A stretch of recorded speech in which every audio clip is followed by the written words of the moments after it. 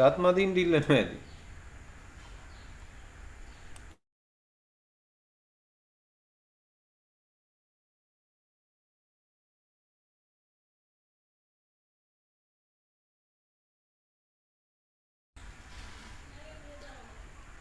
කෝ අනිත් ළමා ඉන්දුවර. ආව නේද?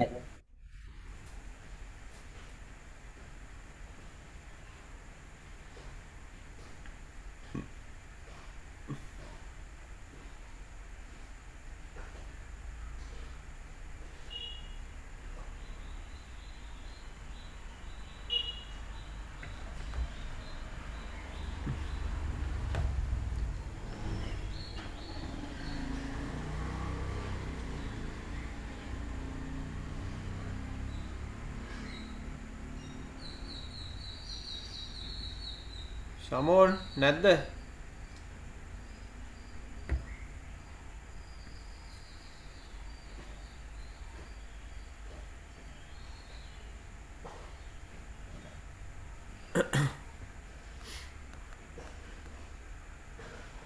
සමෝන් නෙන්නේ නැද්ද භාෂණ? දන්නේ නැහැ සර් තියෙන වෙලාව නම් කිව්වා. එයා පුළුවන් කියලා දාලා තිබ්බනේ.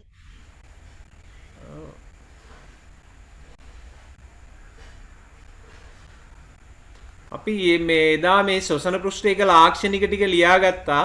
මං හිතන්නේ මේ භාෂණ හිටියේ නෑ ඒ ටිකේ සිග්නල් නෑ කියලා. ශ්වසන පෘෂ්ඨයක ලාක්ෂණික කියන ටික අපි ලියාගත්තා. ඒක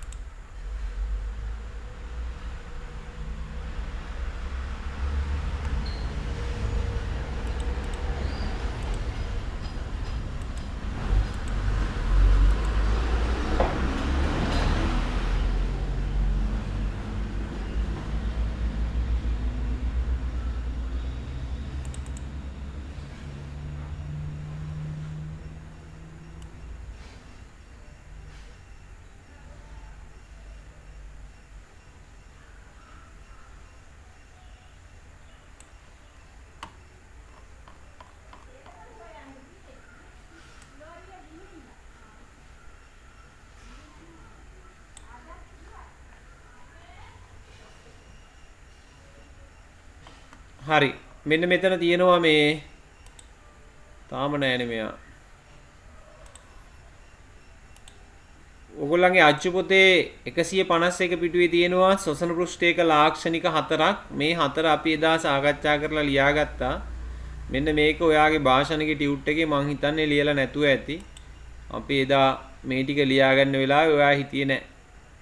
ඒ ටික ඔයා ලියා ගන්න.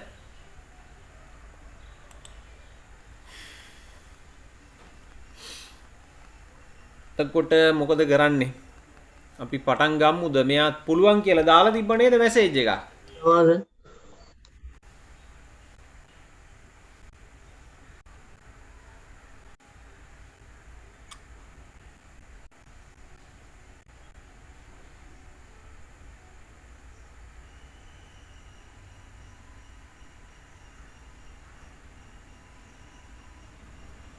මේ ශමෝන් 11 විදියට පුළුවන් කියලා දාලා තියෙනවනේ. එයා තාම නෑ. හරි. අපි පටන් ගමු ළමයි. ඒක හැමදාම මේව අදින්නත් බෑනේ. කවුද මේ? Hello Raj sir. ඔව්. මේ සමෝන් මේ වැඩසටහන අපිට මේ සමාලවට සෙට් වෙන්නේ නැහැ. එයා මේ එයාට මම පණිවිඩ දෙන්න සර් මේ වැඩේ මෙහෙම කරයි යන්න. ආහා. හරි උදේ හරි. මිනිහා වෙලාවකට නිදාගෙන එහෙම ප්‍රසජ මම තාතරේ දත් කිව්වා. දැන් මම අදනුත් ආයෙ කතා කරලා කියනවා සර් අපි මේ විදිහට වැඩේ යන් එයා සම්බන්ධ වෙයි. හා. හරි එමන අපි පටන් ගමු. හරි. එතකොට මේ අද අපිට තියෙන සෛලීය ශ්වසනය කියන කොටස ඉස්සෙල්ලාම දැන් අපි කතා කරා ශ්වසනය අදියර තුනක් තියෙනවා. ශ්වසනය පියවර තුනකින් සිද්ධ වෙන්නේ. ඒ කියන්නේ ශ්වසන ක්‍රියාවලිය අපි ඉගෙන ගැනීමේ පහසුවට කොටස් තුනකට බෙදනවා. නේද? පළවෙනි එක අපි කතා කරා බාහිර පරිසරයේ සහ ගර්ත අතර වායු ගලණය. ආශ්වාස ප්‍රශ්වාස ක්‍රියාවලිය කියලා කියන්නේ ඒකයි. ඊට පස්සේ දෙවෙනි එක අපි කතා කරා ගර්ත තුල සිදුවන වායු හුමාරුව. ඊට පස්සේ තුන්වෙනි පියවර තමයි සෛලීය ශ්වසනය. ඒතකොට සෛලීය ශ්වසනය කියන්නේ දැන් ගර්ත හරහා රුධිරයට ඇතුළු වන ඔක්සිජන් වායුව ඊට පස්සේ ළමයි රතු රුධිර අණු වල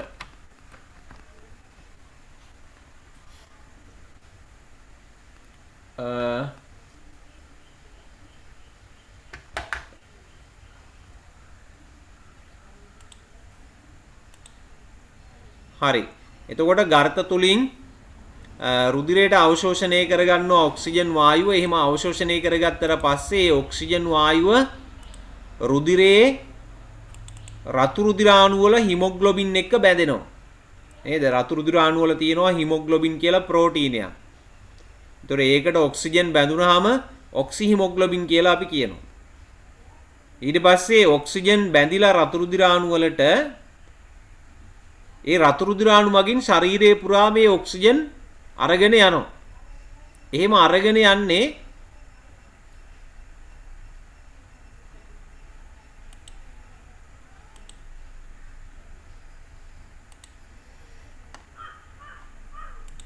පොඩ්ඩක් ඉන්න ළමයි. දැන් එහෙම මේ දේහය පුරා ඔක්සිජන් රතු රුධිර අණු මගින් පරිවහණය වෙනවා. එතකොට මේ දේහයේ ඔක්සිජන් අඩු පටක තියෙනවා. ඔක්සිජන් අඩු පටක වලින් මේ රුධිරය ගමන් කරනකොට රතු රුධිර අණු වල තියෙන ඔක්සිජන් ටික අර රුධිරය මේ ඔක්සිජන් අඩු පටක වලදී හිමොග්ලොබින් වලින් නිදහස් වෙලා ඒ සෛල වලට විසරණය වෙනවා.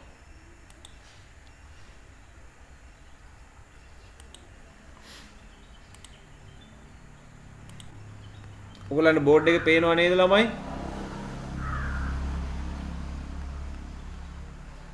ඔව් සර්.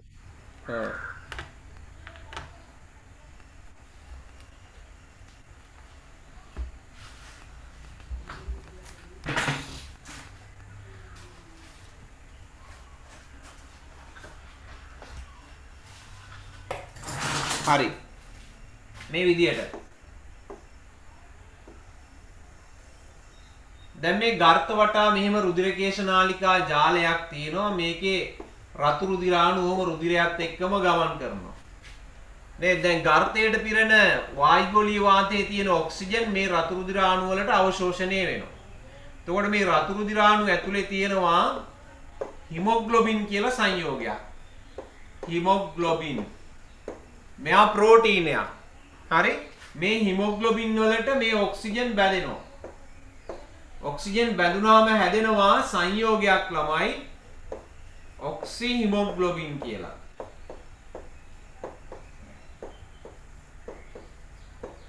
හරි. එතකොට ඔක්සි හිමොග්ලොබින් විදියට තමයි මේ ඔක්සිජන් රුධිරය තුලින් පරිවහණය වෙන්නේ. එතකොට දැන් රුධිරයේ දිගේ මේවා යනවා. රුධිර නාල තුලින් දැන් රතු රුධිර අණුත් එක්කම මේ ඔක්සිජන් ගමන් කරනවා ළමයි. එහෙම ගමන් කරද්දී අපේ ශරීරයේ ඔක්සිජන් අඩු පටක තියෙනවා. දැන් මේ රුධිර නාලේ මේ යද්දි මේ විදියට දේහ සෛල තියෙනවා. මේ රුධිර නාලයේ වටේට ඔහොම දේහ සෛල තියෙනවා. හරි? දේහ සෛල තියෙන ළමයි මේ අතරමැද තියෙනවා මේ අවකාශයේ මේ හරියට අපි කියනවා පටක තරලය. පටක තරලය ඔහොම තියෙනවා. එතකොට දැන් ඔක්සිජන් අඩු සෛල නම් මේවා. මේ සෛල වල ඔක්සිජන් සාන්ද්‍රණය අඩුයි නම් දැන් මේ රතු රුධිර අණු වල තියෙන ඔක්සි හිමොග්ලොබින් කැඩෙනවා ඊට පස්සේ. ඔක්සි හිමොග්ලොබින් මෙහෙමයි කැඩෙන්නේ. ඔක්සි හිමොග්ලොබින්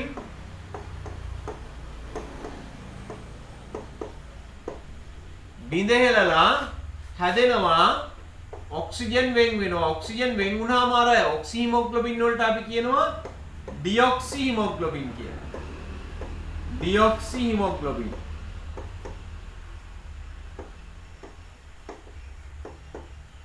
ඩියොක්සි හිමොග්ලොබින් හැදෙනවා. එතකොට මේ නිදහස් වෙච්ච ඔක්සිජන් මුලින්ම ළමයි මේ රුධිර කේශනාලිකා වටේ තියෙන පටක තරලයට එකතු වෙනවා ඔක්සිජන් මුලින්ම. ඊට පස්සේ පටක තරලයේ ඔස්සේ ඇවිල්ලා සෛල තුලට විසරණය වෙනවා. ඉතින් ඔන්න ඔය විදිහට තමයි ඔක්සිජන් සෛල වලට ලැබෙන්නේ. ඉතින් මේ ඔක්සිජන් සෛල වලට ලැබුණාට පස්සේ ඊට පස්සේ මොකද වෙන්නේ? මේ ඔක්සිජන් යනවා සෛල ඇතුලේ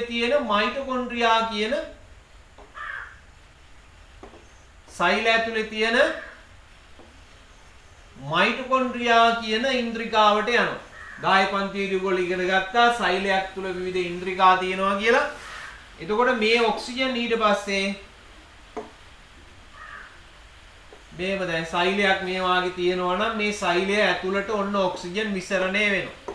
ඊට පස්සේ මේවා යනවා මේක ඇතුලේ තියෙන මයිටොකොන්ඩ්‍රියා කියන ඉන්ද්‍රිකාව ඇතුළට යනවා මේ ඔක්සිජන්. ගිහින් මේ මයිටොකොන්ඩ්‍රියා ඇතුළට මේ ඔක්සිජන් වලට අමතරව ළමයි එනවා ග්ලූකෝස් C6යි H12යි O6යි ග්ලූකෝස් උත් ඇතුළු වෙනවා. ඊට පස්සේ මයිටොකොන්ඩ්‍රියාව ඇතුළේදී මොකද කරන්නේ? ඔක්සිජන් වලින් මේ ග්ලූකෝස් දහනය කරනවා. අපි ඒකට කියනවා සවායු ශ්වසනය කියලා කියනවා. මේ ලැබෙන ආහාර ඔක්සිජන් මගින් දහනය කරනවා. එතකොට ඒකට අපි කියනවා නම. ඒකට කියන්නේ ස්වායු ශ්වසනය කියලා. ස්වායු ශ්වසනයේදී වෙන්නේ මොකද්ද? මේ ග්ලූකෝස් C6යි H12යි O6යි ඔක්සිජන් මගින් දහනය කරනවා. මේක තුලිත කරන්න මෙතෙන්ට 6ක් එන්න ඕනේ.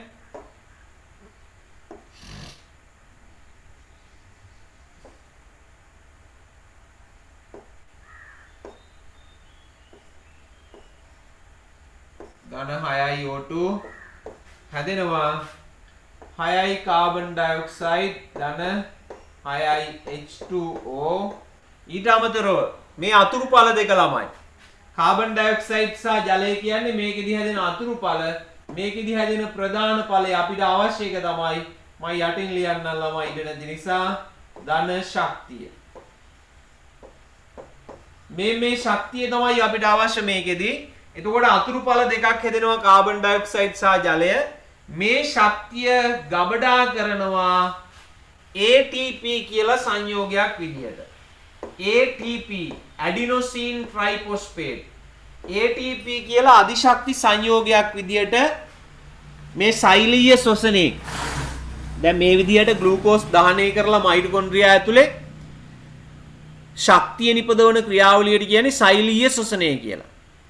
ඒතර සෛලීය ශ්වසනයෙන් නිපදවන ශක්තිය ATP තුල ගබඩා කරනවා. ATP කියලා කියන්නේ අධිශක්ති සංයෝගයක්. මේකේ නම adenosine triphosphate. හරි.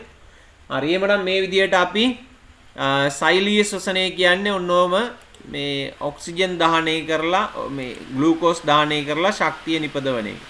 හරි බලන්න ඔය කතාව මේකේ තියෙනවා. ගර්ථාරහා රුධිරයට විසරණය වූ ඔක්සිජන් දේහ සෛල තුලදී සරල කාබනික සංයෝග ග්ලූකෝස් සමග ප්‍රතික්‍රියා කිරීම සිදුවේ. මෙම රසායනික ප්‍රතික්‍රියාවේදී ශක්තිය නිදහස් වේ. ඒ සෛලීය ශ්වසනය ලෙස හැඳින්වේ. එබැවින් ශ්වසනය යනු ජීව ක්‍රියා සඳහා අවශ්‍ය ශක්තිය නිපදවා ගැනීමට සජීවී සෛල තුලදී සරල ආහාර ඔක්සිකරණය කිරීමේ ක්‍රියාවලියයි. ඔක්සිකරණය කියන්නේ ළමයි ඔක්සිජන් සමග එකතු වීමේ ක්‍රියාවලිය. ඔක්සිජන් එක එකතු වෙනවා. ඔක්සිකරණයේදී වෙන්නේ ඒකයි.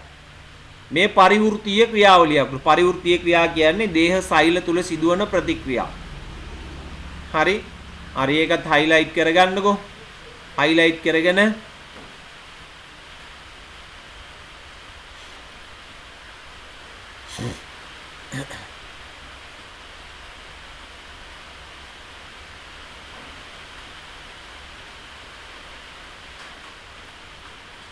හරි මෙහෙම ලියන්න යටින් ළමයි මේ පොඩි ඉඩක් තියෙනවා.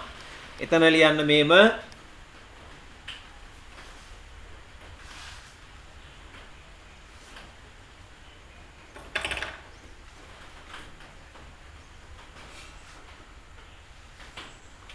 සෛලීය ශ්වසනය සිදුවන්නේ සෛලීය ශ්වසනය සිදුවන්නේ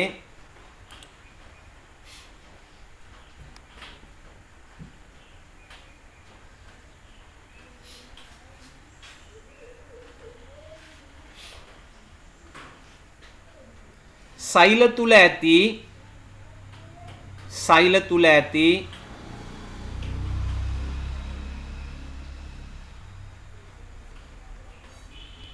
මයිටොකොන්ඩ්‍රියා නැමැති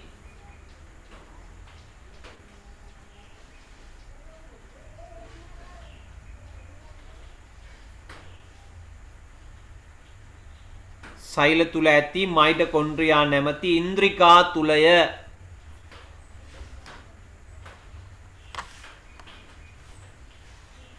මයිටොකොන්ඩ්‍රියා නැමැති ඉන්ද්‍රිකා තුලය.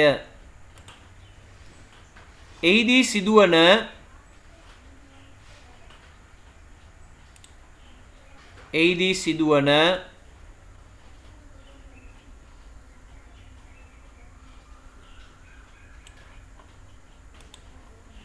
ප්‍රතික්‍රියාව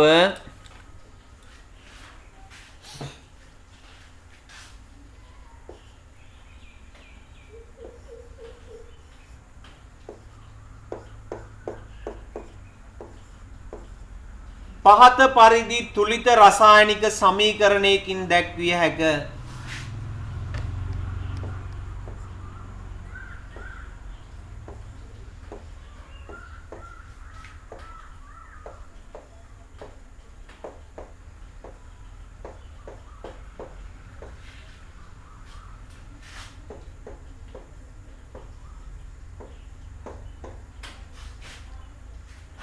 පහත පරිදි තුලිත රසායනික සමීකරණයකින් දැක්විය හැක.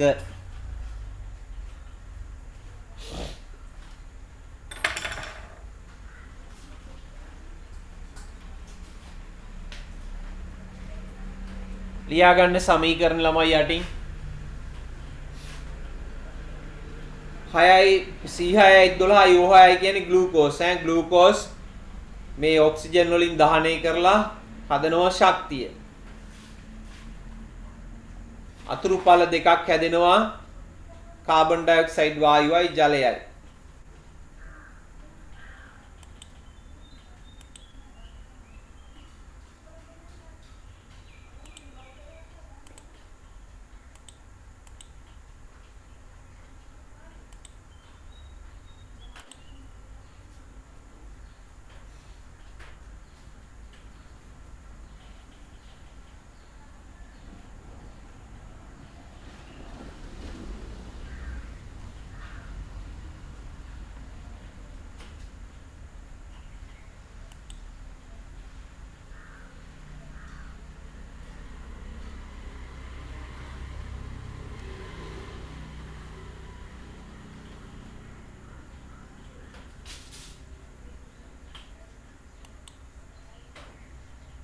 හරිද පුතේ? හරිනම් අර ඉවර නම් ඔය අත උස්සන්නකෝ.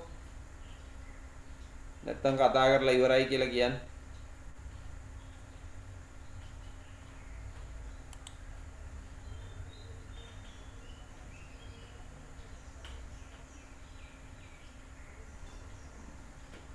හරි.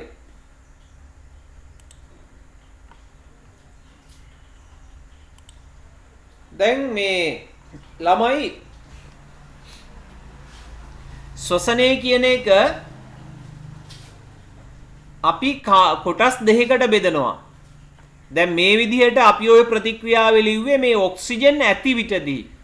ඔක්සිජන් තියනකොට ඒ ඔක්සිජන් මගින් ග්ලූකෝස් දහනය කරලා ශක්තිය නිපදවන එක. මේකට අපි කියනවා ස්වායු ශ්වසනය කියලා. ස්වායු ශ්වසනය කියලා මේකට කියන්නේ. ස්වායු ශ්වසනය. මොකද්ද ස්වායු ශ්වසනය කියන්නේ? ඔක්සිජන් වායුව ඇති විට සිදුවන ශ්වසනය. හයිලයිට් කරගන්නකො මේ වාක්‍ය මේ තියෙන විදිහට. ඔක්සිජන් වායුව ඇති විට සිදුවන ශ්වසනය ස්වායු ශ්වසනය ලෙස හැඳින්වේ. දැන් අපි ඔය උඩ ලියලා තියෙන සමීකරණය මේ ස්වායු ශ්වසන සමීකරණය.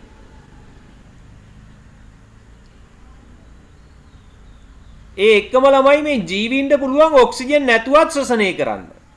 අපේ ශරීරෙත් ඔක්සිජන් නැතුව සමහර අවස්ථාවල ශක්තිය නිපදව ගන්නවා. ඔක්සිජන් නැතිව. ඒ වගේ අවස්ථා තියෙනවා බලමු. එතකොට ඒ විදිහට ඔක්සිජන් රහිතව ශක්තිය නිපදව ගන්න එකට කියනවා නිර්වායු ශ්වසනය කියලා. නිර්වායු ශ්වසනය.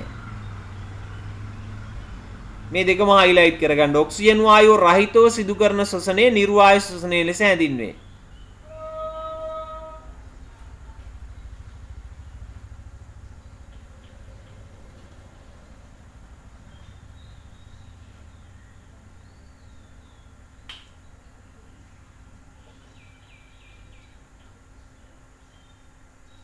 එතකොට ශාක සෛල තුල සිදුවන නිර්වායු ශ්වසනයට අපි කියනවා මධ්‍යසාර පැසීම කියලා. ශාක සෛල තුල සිදුවන නිර්වායු ශ්වසනයට කියනවා මධ්‍යසාර පැසීම කියලා.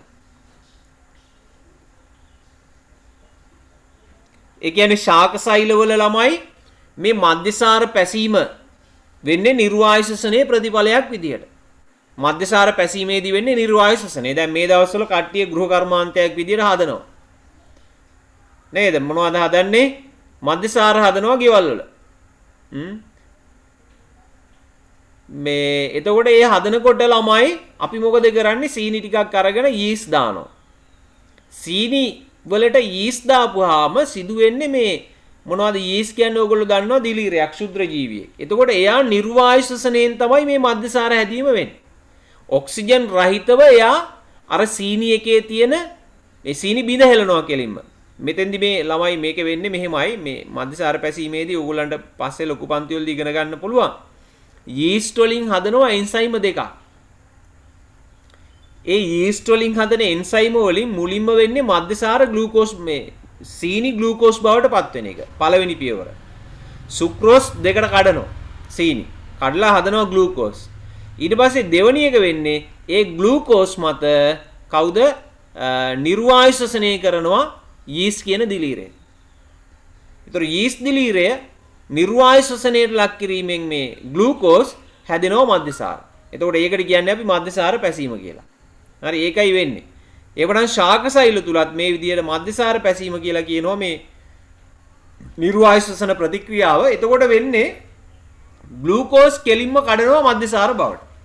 අතුරුඵලයක් විදිහට කාබන් ඩයොක්සයිඩ් වායුව හැදෙනවා. එතකොට මේක අපිට වචන සමීකරණයකින් ලියන්න පුළුවන් මෙහෙම. අපිට ඕන නම් තුලිත සමීකරණෙත් ලියන්න පුළුවන්. නමුත් ඕගොල්ලන් තුලිත සමීකරණය අහන්නේ නැහැ ළමයි. ඕගොල්ලන් වචන සමීකරණය මතක තියාගත්තාම ඇති.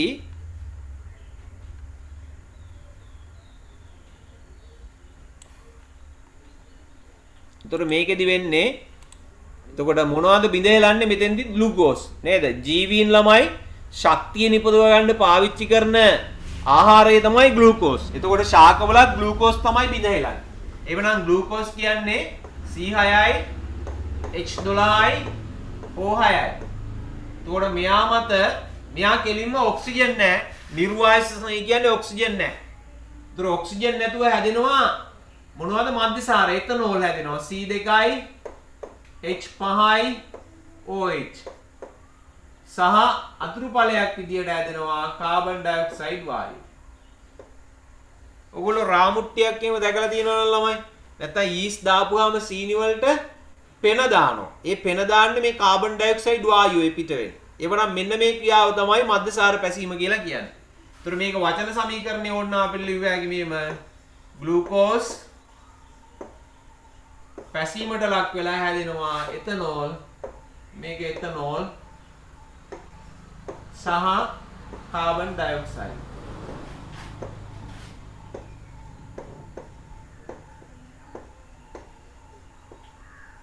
Carbon dioxide. ඒක රෝග තමයි මධ්‍යසාර පැසීමේ ප්‍රතික්‍රියාව. හරි ලියා ගන්න කොතනින්? ඔගේ වචන සමීකරණයෙන් දැක්විය හැකි කියලා කියන්නේ වචන සමීකරණ ලියා ගන්නකො. අනිකත් අවශ්‍ය නම් ලියා ගන්න. මේකේ අගට ශක්තිය කියලා ලියන්න ළමයි. ශක්තිය කියලා ලියන්න. මේකයි ඊට අමතරව මෙතන ශක්තිය. මේකෙත් ඉඩ යටින් ලියාගන්න ශක්තිය කියලා. යටින් හරි ඕගොල්ලෝ ඉඩ තියෙනවා නම් එක දිගට ලියන්න. මොකද ශක්තිය ලබා ගන්නනේ ශ්වසනය කරන්නේ. ඒතකොට ශක්තිය කියන කෑල්ල තියෙන්න ඕනේ කොහොමද?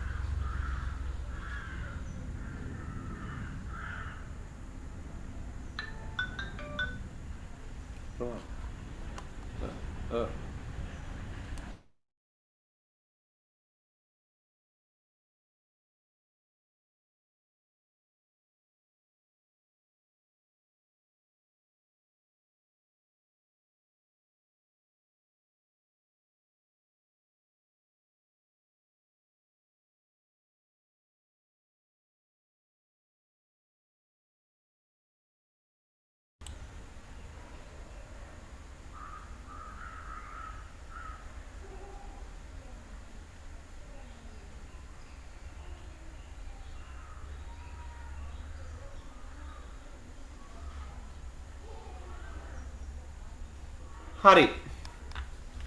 ඊළඟ එක හරි නේද? මේක ලියලා ඉවරයි නේද ළමයි? ලැක්ටික් අම්ල පැසීම කියලා අපි මේකට කියනවා. මේ සෝරි මධ්‍යසාර පැසීම කියලා කියනවා. ශාක තුල සිදුවන නිර්වායු ශ්වසනයට කියන්නේ මධ්‍යසාර පැසීම කියලා. ඊට පස්සේ සත්තු තුලත් නිර්වායු ශ්වසනය වෙනවා. ඔක්සිජන් නැති වෙලාවට සත්තු තුලත් නිර්වායු ශ්වසනය සිද්ධ වෙනවා. දැන් ඒ කියන්නේ අපිට ඔක්සිජන් නැතුව ජීවත් වෙන්න පුළුවන් කියන එක නෙවෙයි. ඔන්න එක්කෙනෙක් ගිහින් ඔයගොල්ලන්ට ඔන්ලයින් අමාරුයි නේද ළමයි? ඉන්දුවරට නම් සිග්නල් නැද්ද ඉන්දුවර වලටත්? දැන් තියෙනවා සර් දැන් හරි. හැදුවාද ඇන්ටනාවක් ගැහුවද? නෑ සර් කලින් හිටපු තැන වෙනස් කරා. ආ ඇන්ටනා නෑ මේ දවස්වල සර් ගහන්න මේ ගහන්න නැහැලු. ආ සඳල්ලට තියෙනවද ඔයගොල්ලෝ ඉන්නේ හරියට? නෑ සර් ඇන්ටනා ගහලා තියෙන්නේ. එතකොට ක්ලියර්ද ඇන්ටනාවට හොඳට? ඔව් තියෙනවා සර්. ඒ ඇන්ටනාව කීයද පුතේ ගාන? ඒකේ සර් රවුටරේට අනිවාර්යෙන් 1500 පැකේජ් එක දාපුවම ගහනවා රවුටරේ. මේ රවුටරේ දෙන ඩයලොග්ද? ඔව්. ආ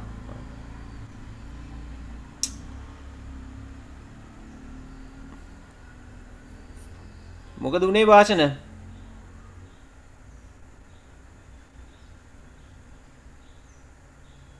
වාසන මොකද උනේ?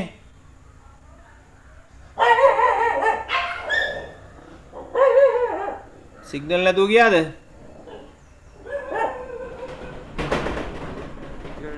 ඔයා කියන එක ඇහෙන්නේ නැහැ මට. මේ මං කියන එක ඇහෙනවන්නේ? ගැටලුවක් නැහැ. මොකද්ද මේ ඇන්ටනාවක්වත් ගහ ගන්න දැන්? කවුද මේ සඳලිගේ ඇන්ටනාව ඒගොල්ලෝ ගාපි හොඳයි කියන්නේ? ඔව්.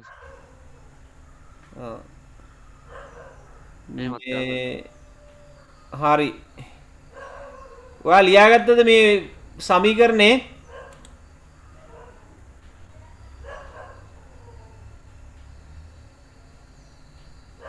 මධ්‍යසාර පැසීම කියන එක ලියාගත්තද? මෑස සම්මිකේන ලියන්න බැරි වුණා. ආ ලියා ගන්න කොටක් ගාලා. ශාක තුල නිර්වායු ශ්වසනයේ මධ්‍යසාර පැසීම ලෙස හැඳින්වේ කියලා ටියුට් එකේ තියෙනවා.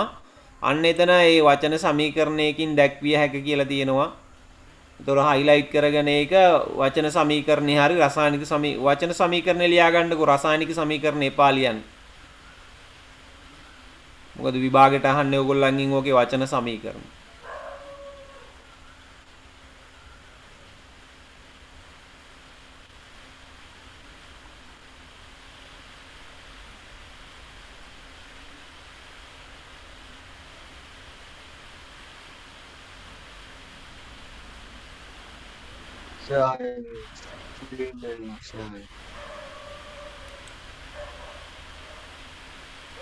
රයිට් එතකොට දැන් මේ විදිහට මේ සත්තු තුලත් නිර්වායු ශ්වසනය වෙනවා.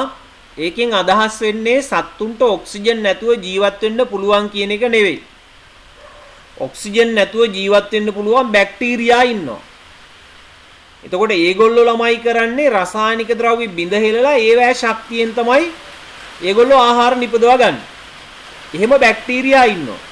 හැබැයි එහෙම නෙවෙයි මේ අපේ ශරීරය තුලත් මේ නිර්වායු ශ්වසනය කියන එක වෙනවා. එහෙම වෙන්නේ ඔක්සිජන් මදි වුණාම. දැන් හිතන්නකෝ අපි බොහොම වේගයෙන් වැඩක් කරනවා. හොඳම උදාහරණය තමයි අපි මීටර් 100 තරංගයක් වාගේ දුවන එක. ධාවන තරංගයක්. ළමයි ධාවන තරංගයකදී අපේ පාදවල පේශිවලට ශක්තිය ඕනේ ගොඩක්. නේද? එතකොට පාදවල තියෙන පේශිවල ආහාර සංචිත වෙලා තියෙනවා කොහොමදත් ග්ලයිකෝජන්. ඉතින් ඔක්සිජන් ළමයි බොහොම වේගයෙන් පරිවහනය කරන්න ඕනේ මේ පටකවලට. මීටර් 100 ධාවන තරංගයක් කියන්නේ ඊටාම වේගයෙන් මේ ශක්තිය නිපදවා ගන්න ඕනේ. ඔන්න අපිට වහිනවා ඒකම. මේ මීටර් 100 මම හයියෙන් කතා කරන්නම්. ඇහෙන්නේ නැත්තම් කියන්නේ. මෙතන මේ මං ඉන්නේ ළමයි ක්ලාස් එකේ වහලේ දාලා තියෙන්නේ අර අමානු ෂීට් දාලා තියෙන්නේ. ඒකින්ද ගොඩක් සද්දේ. හරි එතකොට මේ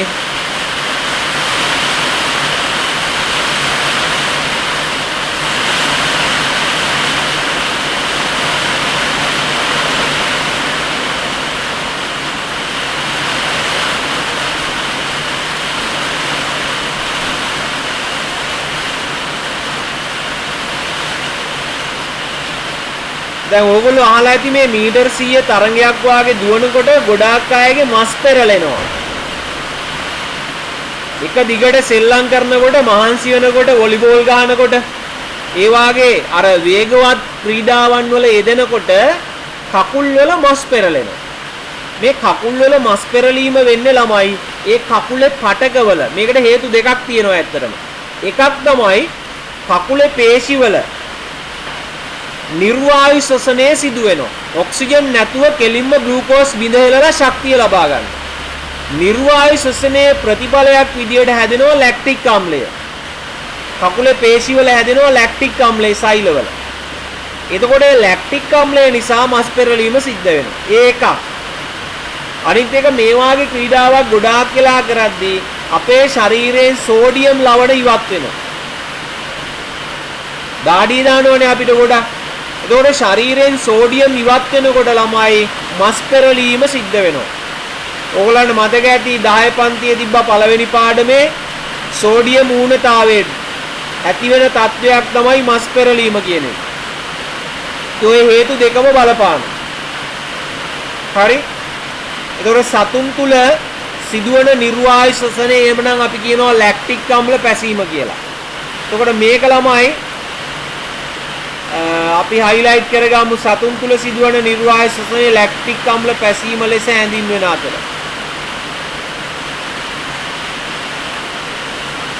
හරි ඒක පහත සමීකරණයෙන් නිරූපණය කළ හැක කියලා දිනනවා. මේව ලියා ගන්නකො යටින් සමීකරණේ මම ලියන්නම්.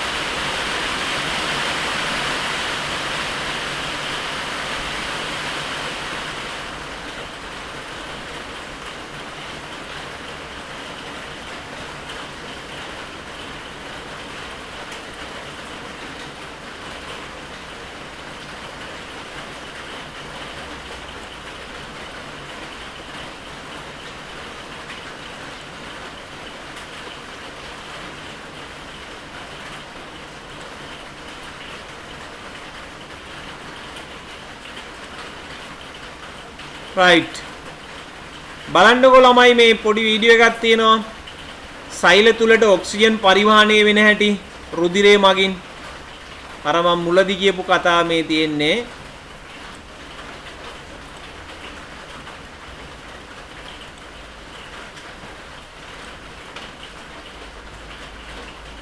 to stay alive and to carry out their various activities. Bringing oxygen to the cells requires the uptake of oxygen from the air in the lungs, its transportation in the blood, and its delivery to cells all over the body. The first දැන් ඔය පෙනහළු වලදී ඔන්න ගර්ථ කියන වාත කුටීරෝයේ තියෙන්නේ මේවැය තමා රුධිරයට oxygen උරා ගන්න. දැන් ඔය තියෙන්නේ කේශනාලිකා ඇතුලෙන් ළමයි රතු රුධිර අණු යද්දී ඔන්න බලන්න. මේ තියෙන්නේ මොකද්ද? මේ තියෙන්නේ ගර්ථ කුටීරයේ ඉඳන් ඔක්සිජන් අවශෝෂණය කරගන්නවා රතු රුධිර අණුවේ තියෙන හිමොග්ලොබින් වලට. දැන් මේ රතු රුධිර අණු වල බලන්න පොඩි දම් පාටක් වාගේ තියෙන නිල් පාටක්. හේතුව මේවා ඔක්සිජන් අඩුයි. මේ ශරීරයේ පුරාම පරිවහණය වෙලා ඔක්සිජන් ඉවත් වෙච්ච රතු රුධිර අණු තමයි මේ පෙනහල්ලට එන්නේ.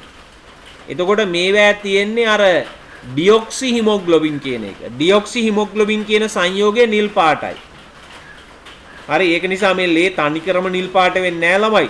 නමුත් එතකොට ඩියොක්සි හිමොග්ලොබින් දක්වන්න තමයි අපි නිල් පාට පාවිච්චි කරන්නේ. ඔයගොල්ලෝ දැකලා ඇති ගොඩක් වෙලාවට ඔය රුධිර සංසරණ පද්ධතියේ පින්තූරවල ශිරා නිල් පාටට අඳින්නේ.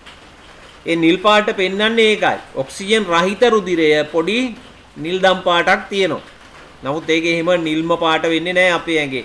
100% ඔක්සිජන් අයින් වෙන්නේ නැහැ රුධිරේ. තියෙන ඒවා ඔක්කොම. එහෙම අයින් වුණොත් නිල් පාට වෙනවා. එහෙම අයින් වෙන තැන් තියෙනවා. අවස්ථා තියෙනවා. ඕගොල්ලන්ට හොඳ පොළු පාරක් එහෙම වැදිලා ළමයි ඔළුව ගෙඩි ගහලා තියෙනවා නම් ගල් පාරක් එහෙම වැදිලා ඔළුව ගෙඩි ගහලා තියෙනවා නම් ඒ ගෙඩි ගහිච්ච තැන ඔළුව හරි අත හරි ගෙඩි ගහිච්ච තැන ටික වෙලාවකින් රතු පාට වෙනවා. එහෙම රතු පාට වෙනවයි කියන්නේ ළමයි එතන ඇතුලේ රුධිර නාලයක් කැඩිලා. ලේ එළියට ඇවිල්ලා තමයි රතු පාට වෙන්නේ. ඒ රතු පාට වුණොත් එහෙම තැනක් ගෙඩි ගහලා ටික වෙලාවකින් දවසක් විතර යද්දී එතන නිල් පාට වෙනවා පැය කිහිපයක් යද්දී. ඒ නිල් පාට වෙන්නේ ඇයි? එතන තියෙන ඒ එළියට එන රුධිරය ආය රුධිර සංසරණ පද්ධතියට එකතු වෙන්නේ නැහැ. ඒක එතන තියෙනවා. එතකොට ඒ තියෙන රුධිරේ ඔක්සිජන් ටික වටේ තියෙන සෛල ඔක්කොම ටික ගන්නවා ඔක්සිජන්. එහෙම ගත්තාම ඒක නිල් පාට වෙනවා. හරි? එතකොට ඒ ගෙඩිය නිල් පාට වෙන්නේ ඒකයි. ඉතින් ටික දවසක් යද්දී ඒක අර වියෝජනයේ වෙලා වටේ තියෙන පටක තරලයට ඒක උරා ගන්නවා. එතකොට ඒ ගෙඩිය බහලා යනවා. එහෙම එහෙමයි වෙන්නේ ඒක. හරි. එතකොට දැන් මෙතෙන්දි වෙන්නේ ඒකයි. දැන් මේ රතු රුධිර අණු වල මේ පහළ පේන ඒවා තියෙන ඩියොක්සි හිමොග්ලොබින්. එතකොට ඒවට ඔක්සිජන් උරා ගත්තාම බලන්න ඔක්සි හිමොග්ලොබින් වෙනවා. එතකොට ඒක රතු පාට වෙනවා. එතකොට ඔක්සි හිමොග්ලොබින් විදිහට තමයි ඔක්සිජන් අරගෙන යන්නේ රුධිරයේ දිගේ. capillaries of the alveoli. ඔය විදිහට දැන් ගර්ථයේදී ඔන්න ඔක්සිජන් අවශෝෂණය කරගෙන මේක ශරීරේ පුරාම යනවා. Taken up by passing red cells, leaving just 2% remaining in the physical solution unattached. ඔය තියෙන හිමොග්ලොබින් කියන ප්‍රෝටීන් එක. ඒක නිල් පාටයි ඔක්සිජන් නැති වෙලාවට. මේකට ඔක්සිජන් බැඳුනහම තමයි රතු පාට වෙන්නේ. ඔක්සි හිමොග්ලොබින් ඔන්න ඔක්සිජන් බැඳෙනවා බලන්න. An iron-containing pigment, which binds oxygen loosely and reversibly. Hemoglobin oxygen බැඳුනහම එයා රතු පාට වෙනවා. එතකොට අපි කියනවා oxyhemoglobin called oxyhemoglobin. On the other hand, hemoglobin ශරීරයේ ඔක්සිජන් අඩු පටක වලින් යනකොට blue in color. මේ hemoglobin වල තියෙන ඔක්සිජන් පිට කරනවා. It is heme which makes it possible for the red cells to pick up oxygen dissolved in the blood. ඔය hemoglobin හැදෙන්න යකඩ ඕනේ. And release it back into the සමාල්ලාට ලේ අඩු වෙන බාන්න ඔක්සිජන් නිදහස් වෙනවා. එතකොට අරගෙන අර නිල් පාට වෙනවා protein. Hemoglobin gives up its oxygen as deoxyhemoglobin වෙනවා. එතකොට ඒක නිල් in පාට. tissues where there is a low content or partial pressure of oxygen. The partial pressure of oxygen represents the level of dissolved oxygen in plasma. As oxygen is released and again is carried in solution, the partial pressure of oxygen in the capillaries becomes greater than the partial pressure of oxygen in the surrounding tissues. This causes oxygen to move out of අපි ආපහු යන් tute එකට.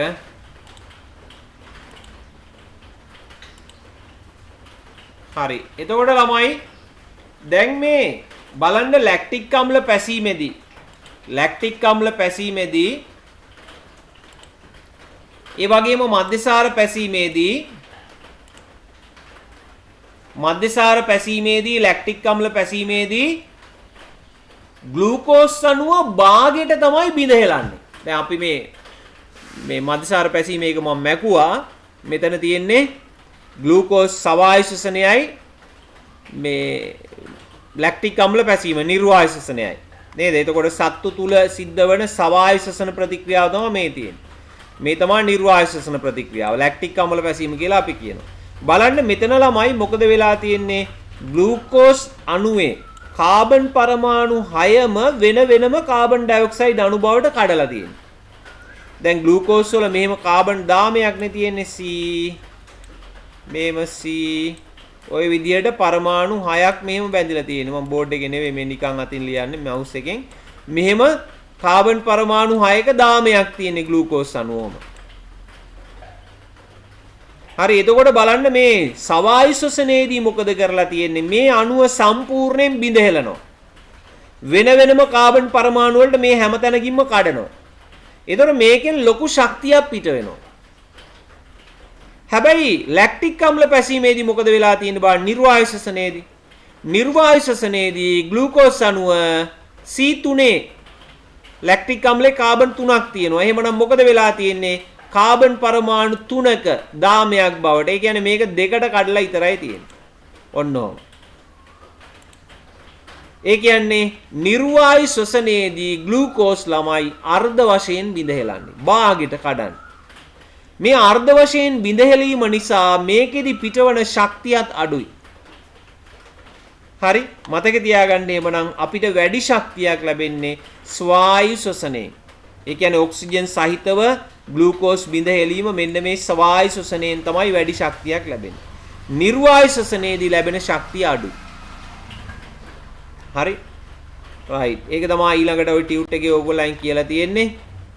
මෙහෙම කියනවා ජීවින්ට වැඩි ශක්ති ලාභයක් ලැබෙන්නේ ස්වායු ශ්වසනයේදීය. මේට හේතුව නිර්වායු ශ්වසනයේදී ග්ලූකෝස් අණු අර්ධ වශයෙන් බිඳීම හා ස්වායු ශ්වසනයේදී ග්ලූකෝස් අණු පූර්ණ වශයෙන් බිඳ හෙලීමයි. එවන ඔයගොල්ලන්ට පැහැදිලි මොකද්ද වෙන්නේ කියලා. නේද? හරි. ඇඩෙනොසින් ට්‍රයිෆොස්ෆේට් ATP වල කෘත්‍යය. ATP. අපි කිව්වා දැන් මේ පිටවන ශක්තිය නේද? මෙන්න මේ ශක්තිය ළමයි ATP කියලා. නේද? මොකද්ද සංයෝගයේ නම? ATP.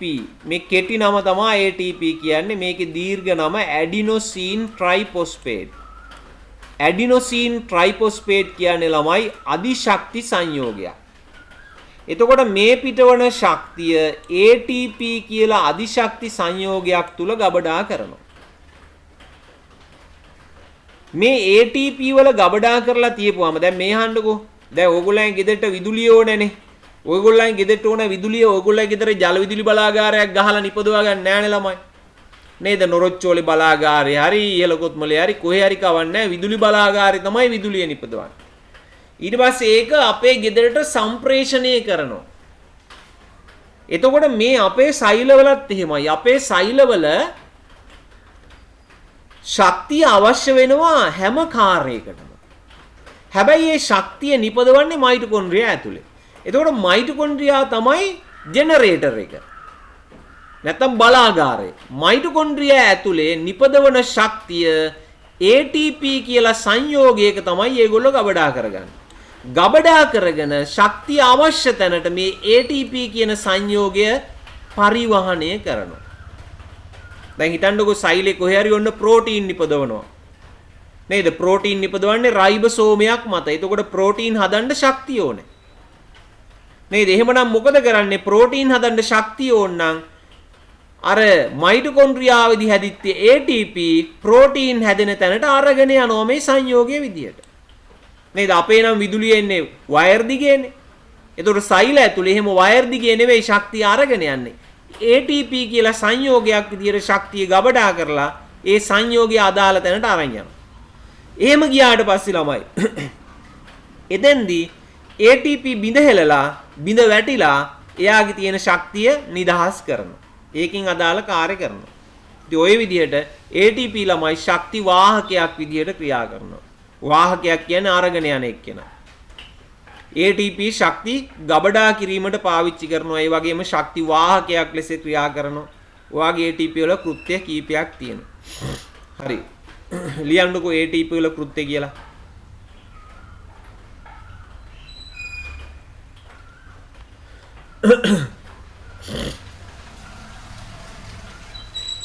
ශ්වසනයේදී නිපදවන ශක්තිය ශ්වසනයේදී නිපදවන ශක්තිය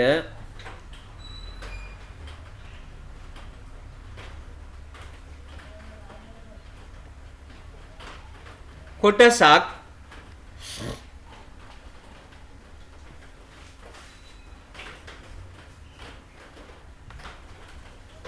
ශ්වසනයේදී නිපදවන ශක්තිය කොටසක්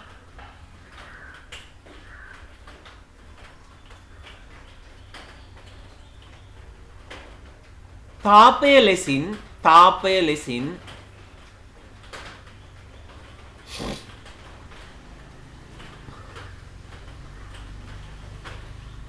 පරිසරයට මුදා හැරේ. තාපය ලෙසින් පරිසරයට මුදා හැරේ.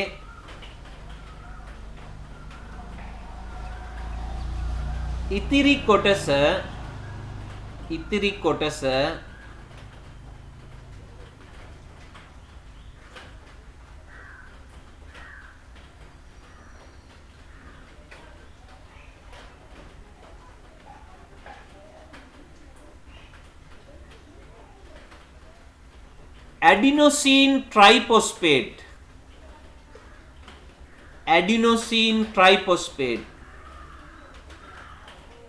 adenosine triphosphate නැමැති වරහන් ඇතුලේ ATP කියලා එන්නේ. වරහන් ඇතුලේ ATP නැමැති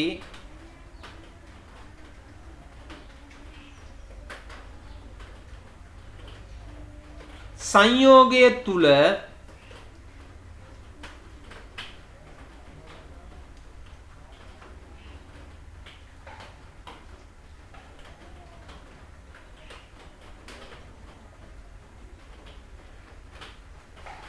රසායනික ශක්තිය ලෙස සංයෝගය තුල රසායනික ශක්තිය ලෙස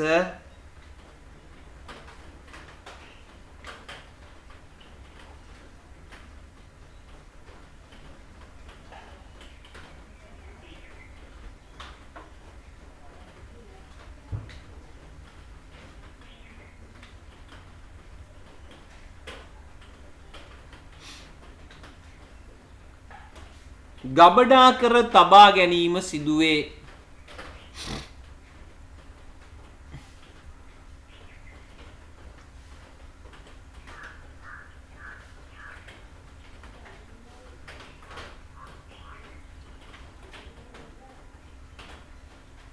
සෛල තුල විවිධ ජීවක්‍රියා සඳහා සෛල තුල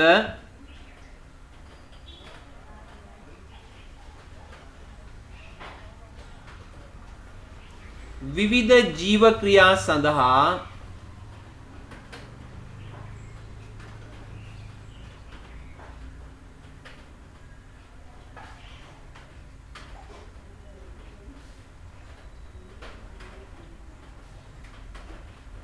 ශක්තිය අවශ්‍ය වූ විට සෛල තුල විවිධ ජීවක්‍රියා සඳහා ශක්තිය අවශ්‍ය වූ විට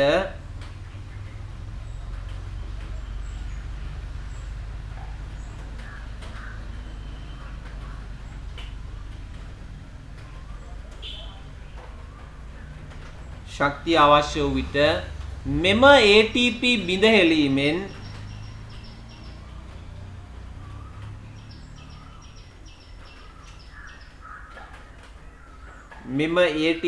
හෙළීමෙන්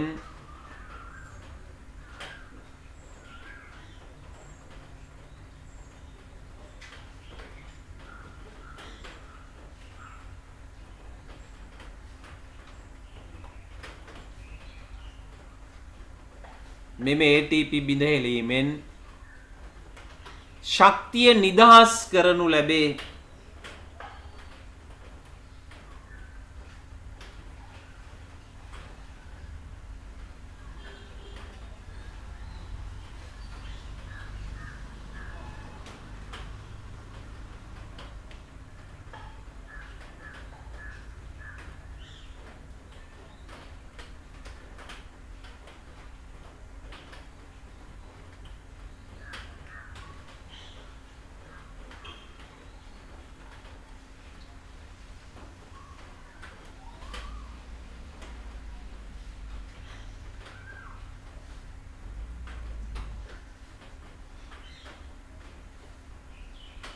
හරි.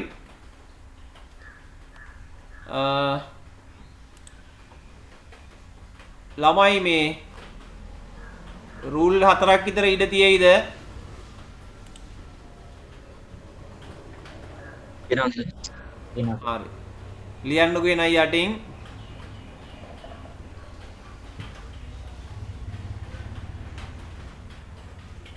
ATP මගින් සෛල තුල පහත කාර්යයන් ඉටු කරනු ලැබේ.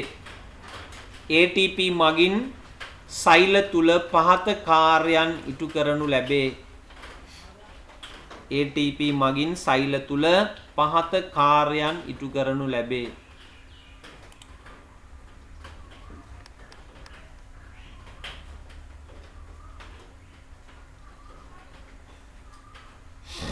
එකයට එක ලියන්න. පළවෙනි එක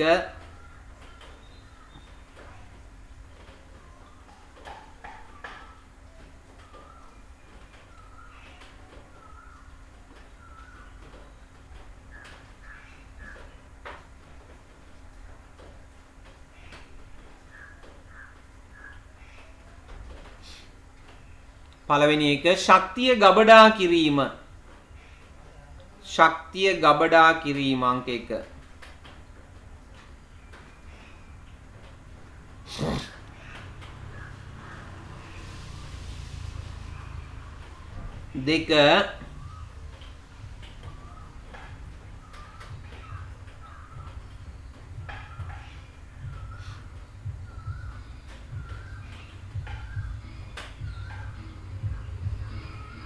දෙක ශක්තිය නිදහස් කිරීම. ශක්තිය ගබඩා කිරීම, ශක්තිය නිදහස් කිරීම. අංක 2 ශක්තිය නිදහස් කිරීම.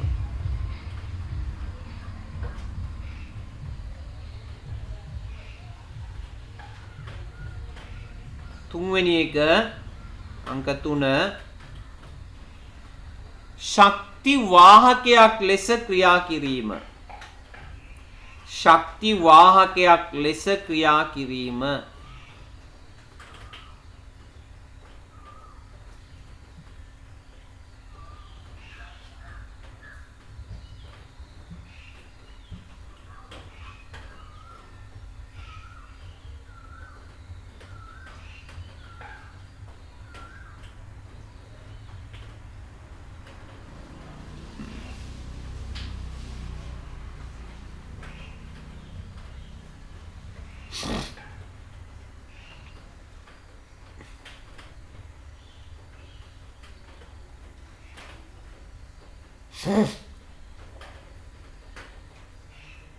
හරි.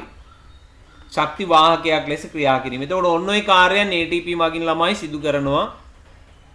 අපි ඊට පස්සේ බලමු ශ්වසන පද්ධතිය ආශ්‍රිත රෝග.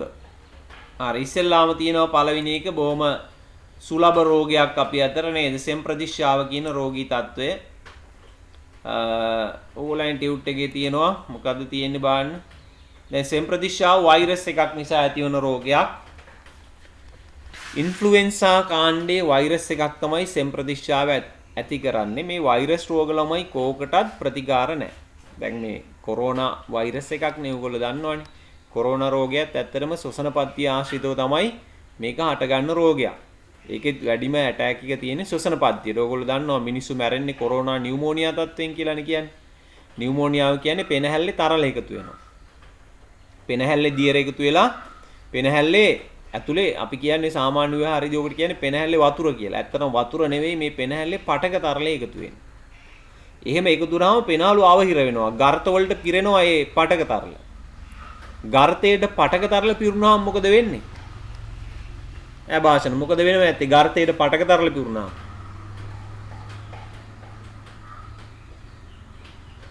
ඉඳුවර ඇවුන්නේ භාෂණ මොකද්ද? මයික් ඔන් කරලා කතා කරන්න ළමයි. ඔයගොල්ලන්ට ගෙදර පන්තියක දිහෙන ප්‍රශ්නේ ඔව්වාගේව. ගර්තයට ඔය තරල පිරුණාම මොකද වෙන්නේ? එම වැඩි වෙලා හිර වෙනවා.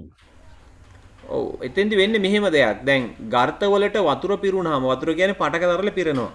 එහෙම පිරුණාම වායු හුමාරු වෙන්න පෘෂ්ඨයක් නැතුව යනවනේ. දැන් කලින් නම් උනේ මොකද්ද? ගර්තයට බාහිර වායුගෝලීය වාතය පිරෙනවා. ඊට පස්සේ ගර්තයේ ඉඳන් රුධිරයට ඔක්සිජන් ටික විසරණය වෙනවා. දැන් ගර්තය ඇතුලේ පටක තරලය කියන්නේ වතුර වාගේ. ඒක පිරලා තිබ්බහම මොකද වෙන්නේ? ඔක්සිජන් යන්නේ නැහැ ගර්තයට. නේද? එතකොට ඒ අයට ඔක්සිජන් මදි වෙනවා. සර් ඔව්.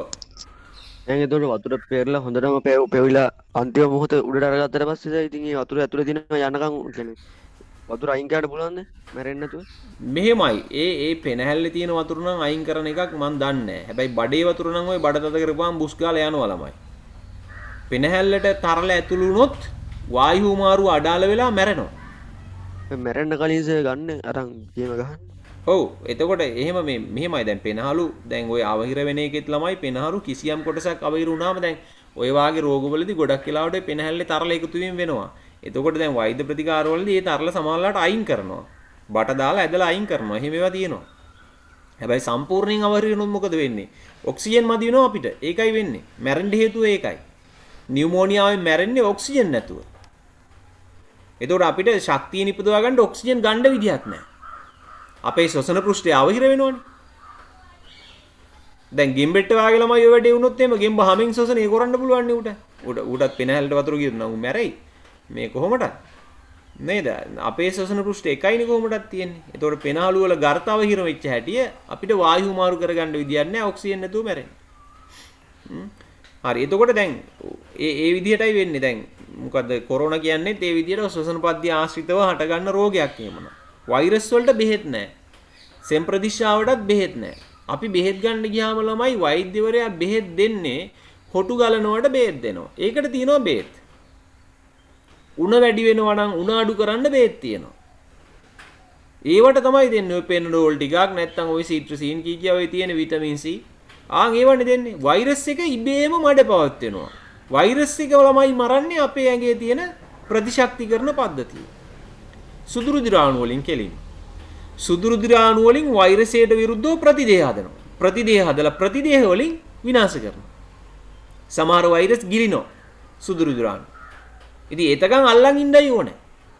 දැන් කොරෝනා හැදුනත් හෙම්බිරිස්සාව හැදුනත් ඔය පෙන්ඩෝල් පෙද්දයක් එහෙම බීලා අපි ආරක්ෂා වෙලා ඉන්න ඕනේ.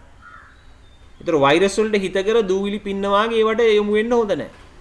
ඒවට අපි මේ වැඩිපුර ආවරණය වුණොත් එහෙම වෛරස් එක වැඩි වෙනවා. ගහණය වැඩි වෙනවා. නේද? දැන් අපි පොඩ්ඩක් පරිස්සම් වෙලා හිටපුවාම මොකද වෙන්නේ? අපේ ප්‍රතිශක්තිකරණ පද්ධතියෙන් වෛරස් එක විනාශ කරනවා. ඒකයි වෙන්නේ සුදුරු දිරාණු වල. හරි? ඒතර බෙහෙත් නෑ. බෙහෙත් දෙන්නේ අර වෙනත් මේ ප්‍රශ්න වලට තමයි දෙන්නේ. වෛරස් එක ආසාදිනුවාම හොටු ගලන්න ගන්නවා. ඒකට බෙහෙත් දෙනවා. වෛරස් එක ආසාදිනුවා අපේ ශරීර උෂ්ණත්වය වැඩි වෙනවා. ඒකට බෙහෙත් දෙනවා ශරීර උෂ්ණත්වය අඩු කරන්න. ඒ වාගේවයි තියෙන්නේ. එහෙම නැතුව වෛරස් එකට ඍජු ප්‍රතිකාරයක් නෑ. දැන් ඔය කොරෝනා හැදුනාමත් ඔය බලන්නේ ළමයි ඇන්ටිබොඩීස් කියලා පරීක්ෂණයක් කරන්නේ නේද? ඇන්ටිජන් කියා කරන්නේ. ඒ කියන්නේ අපේ ඇඟේ ප්‍රතිදේහ හැදෙනවා. ඒ ප්‍රතිදේහ පරීක්ෂාවක් තමයි කරන්නේ. කොරෝනා ප්‍රතිදේහ හැදිලා තියෙනවා නම් වෛරස් එක අපේ ඇඟේ තියෙනවා. හරි. එතකොට දැන් මේකෙදි මොකද්ද අහිතකර පාරිසරික තත්ත්ව වලින් වැළකී හිටපුවාම රෝගේ ඉක්මනින් සුව කරගන්න පුළුවන් කියලා කියනවා. හරි අපි චුට්ටක් මේකට ලියා ගමු මෙහෙම.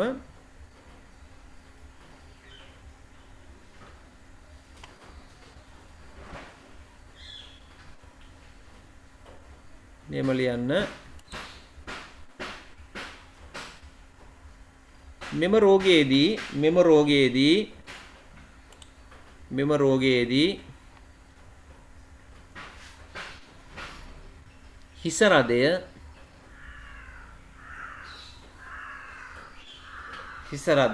කිවිසුම් යාම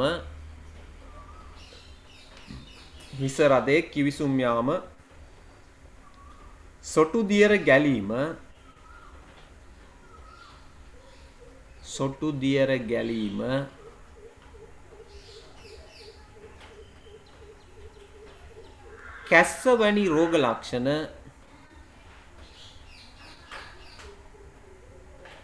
කැස්ස වැනි රෝග ලක්ෂණ දැකිය හැක.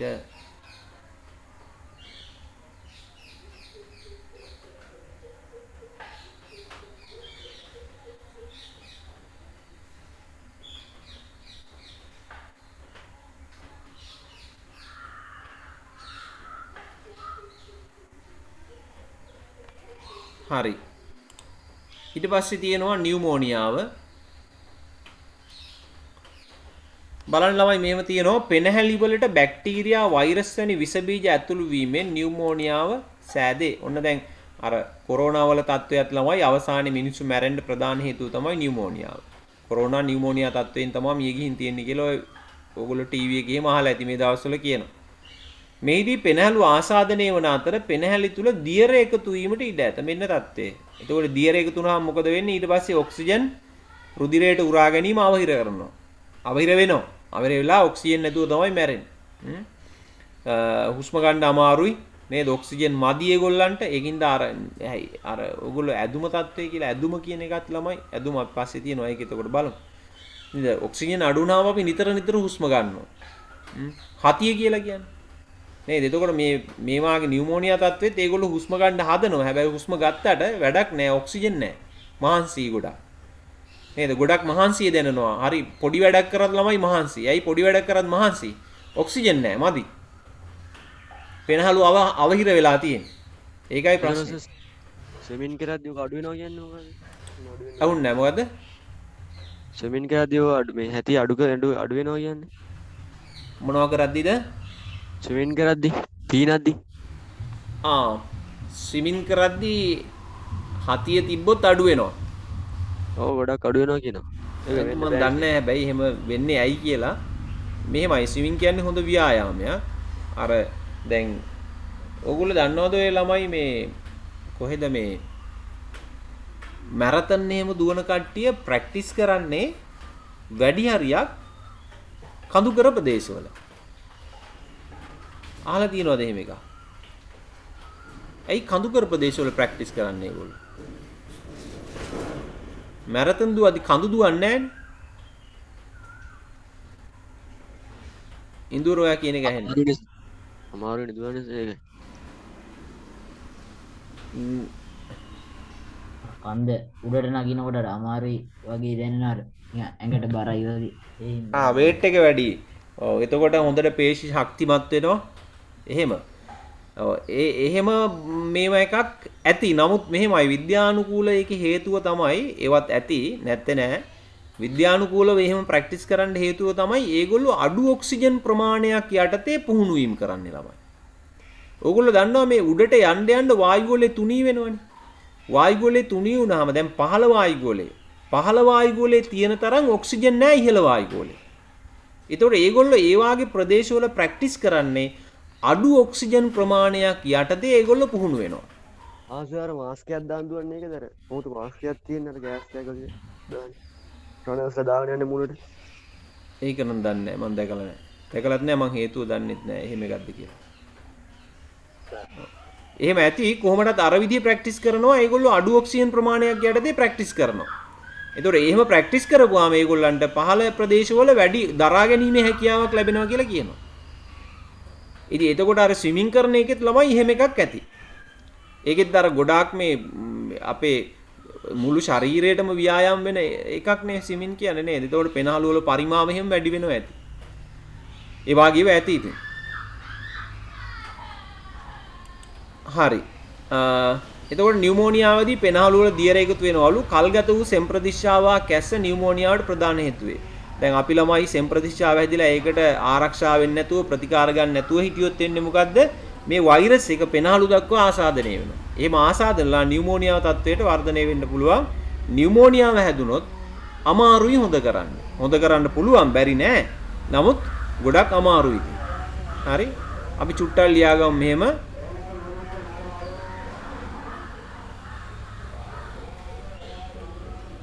නියුමෝනියා රෝගී තත්ත්වයේදී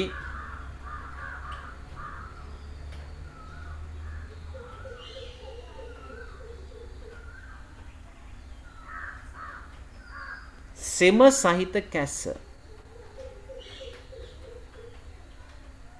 සහිත කැස්ස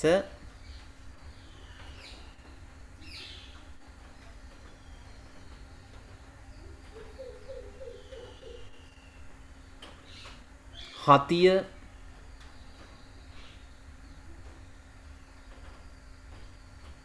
හුස්ම ගැනීමේ අපහසුතාවය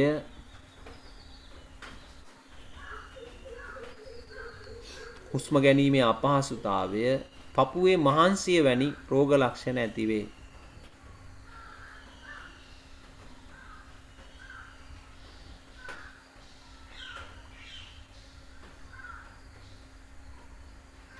පපුවේ මහන්සිය වැනි රෝග ලක්ෂණ ඇති වේ.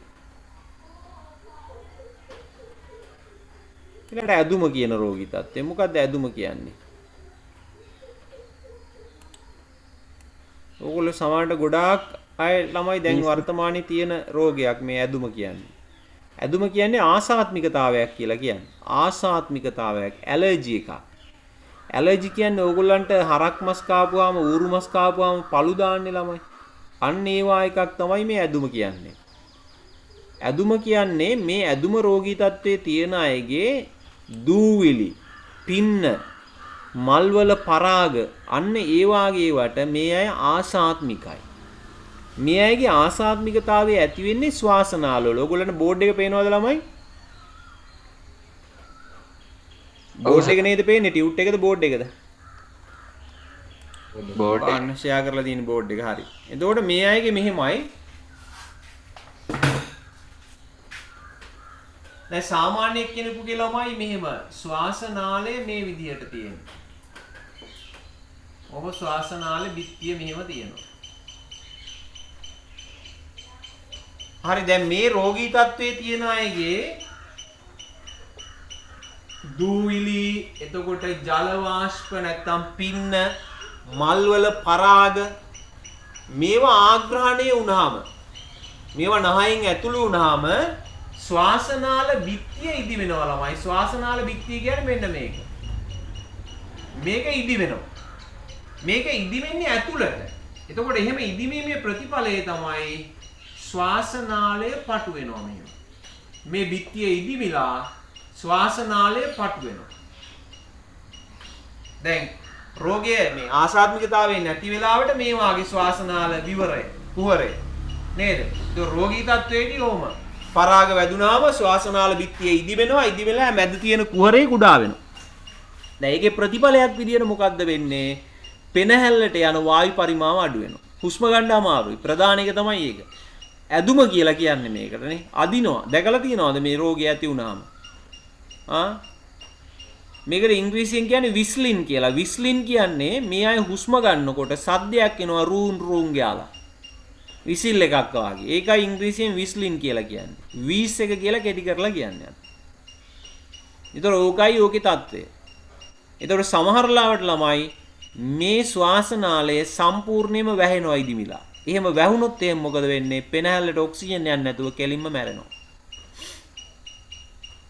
සමහර අවස්ථා තියෙනවා එහෙම දඹදිනී ඉස්කෝලේ ළමයෙක් මැරුණා. 3 හරි 4 පන්ති හරි ළමයෙක් මැරුණා. මෙන්න මේ ප්‍රශ්නේ ඇති වෙලා ශ්වාසනාලේ ඉදිමිලා වැහුණා. මේ අයට ළමයි දීලා තියෙනවා ඕගොල්ලෝ දන්නවා ඇති අර මේ ඉන්හේලර් කියන ඒවානේ. ඉන්හේලර්ස් අහලා තියෙනව නේද ඒවා? ඉන්හේලර් දීලා තියෙනවා. ඒතකොට ළමයාගේ බෑග් එකේ ඉන්හේලර් එක තිබිලා තියෙන්නේ. ගුරුතුමියම දැනුවත් කරලා ඉඳලත් නැහැ. ටීචර් දන්නේ නැහැ මෙහෙම එකක් එයා ඉන්හේලර් එකක් ගන්නවා කියලා. ඒතකොට ළමයාට හදිස්සිය ආසාත්මික වුණා. ළමයාට ඉන්හේලර් එකක් ගන්නත් බැරි වුණා. පරක් වුණා. මොකද මේක ළමයි එක සැරේට හිර වෙච්ච හැටියේ සමහරවිට ඉන්හේලර් එක ගන්න මොහොත වෙද්දි මෙයාට සිහි නැති වෙනවා. ඒතකොට ඒ ඔක්සිජන් මදි වෙලා. ඉතින් කවුරුත් දන්නේ නැහැනේ මෙහෙම ප්‍රශ්නයක් කියලා. ඊට පස්සේ ළමයා ඉතින් හොස්පිටල් එහෙම පටවපුවාම වැඩේ ඉවරයි. ඒ වෙද්දි වැඩේ ඔක්සිජන් නැතුව මැරෙනවා. විනාඩි ගාණක් මොලේ ඉන්න බෑනේ ඔක්සිජන් නැතුව. හරි එතකොට ඇදුම කියන රෝගී තත්ත්වය ඕකයි. මේක ආසාත්මිකතාවයක්. නමුත් භයානකයි රෝගී. ස්වාතර මෙහෙම තියෙනවා ඇදුම යනු ආසාත්මිකතාවයේකි වාතයේ පවතින දූවිලි පරාග ලීකුඩු සත්වලම් දුම් වැනි කුඩා අංශු වලට ශ්වසන පද්ධතිය දක්වන ආසාත්මිකතාව නිසා ශ්වාස නාලිකා ඇතුළතින් ඉදිමී හරස්කඩ කුඩා වීම නිසා ආශ්වාස කිරීමේ අපහසුතාවය ඇති වේ. මේකයි රෝගී තත්ත්වය. හරි ලියන්නකො මෙහෙම හුස්ම ගැනීමේ අපහසුතාවය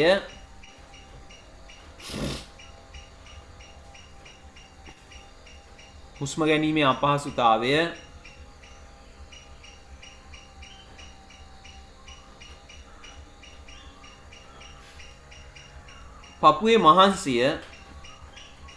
පපුවේ මහන්සිය ඒගොල්ලන්ට හති වැඩක් කරන්න ගියාම ළමයි හරි වෙහෙසයි.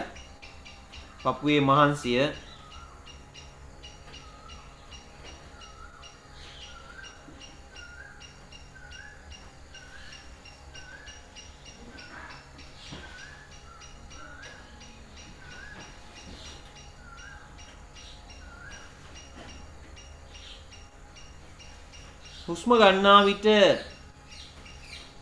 හුස්ම ගන්නා විට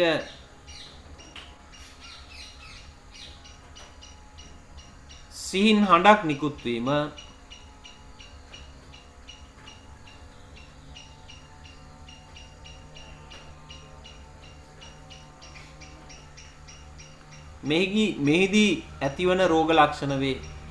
මෙහිදී ඇතිවන රෝග ලක්ෂණ වේ.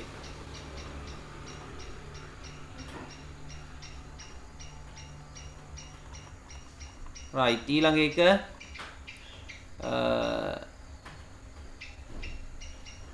බ්‍රොන්කයිටිස් සෙවත් ශ්වාසනාලිකා ප්‍රදාහය.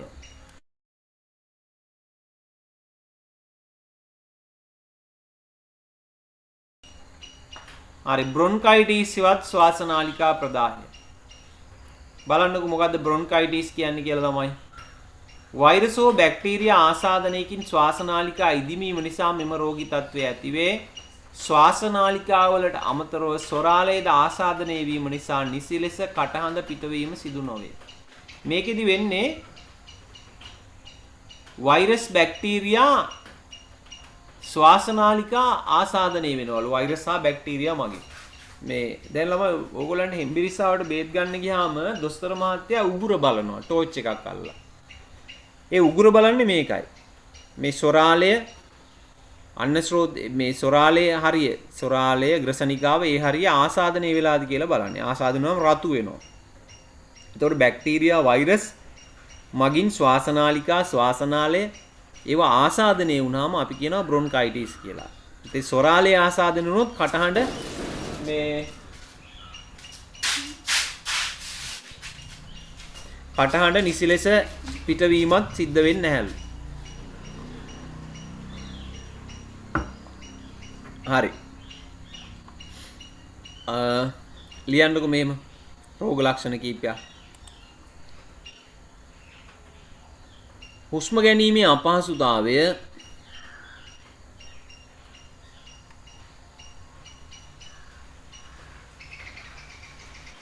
ගැනීමේ අපහසුතාවය අධික කැස්ස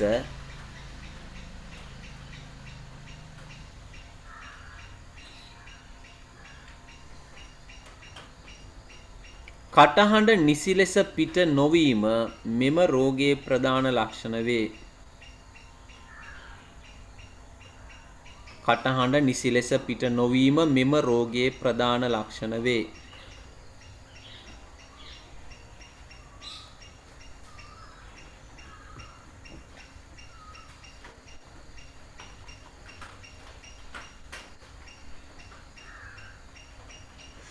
හරි.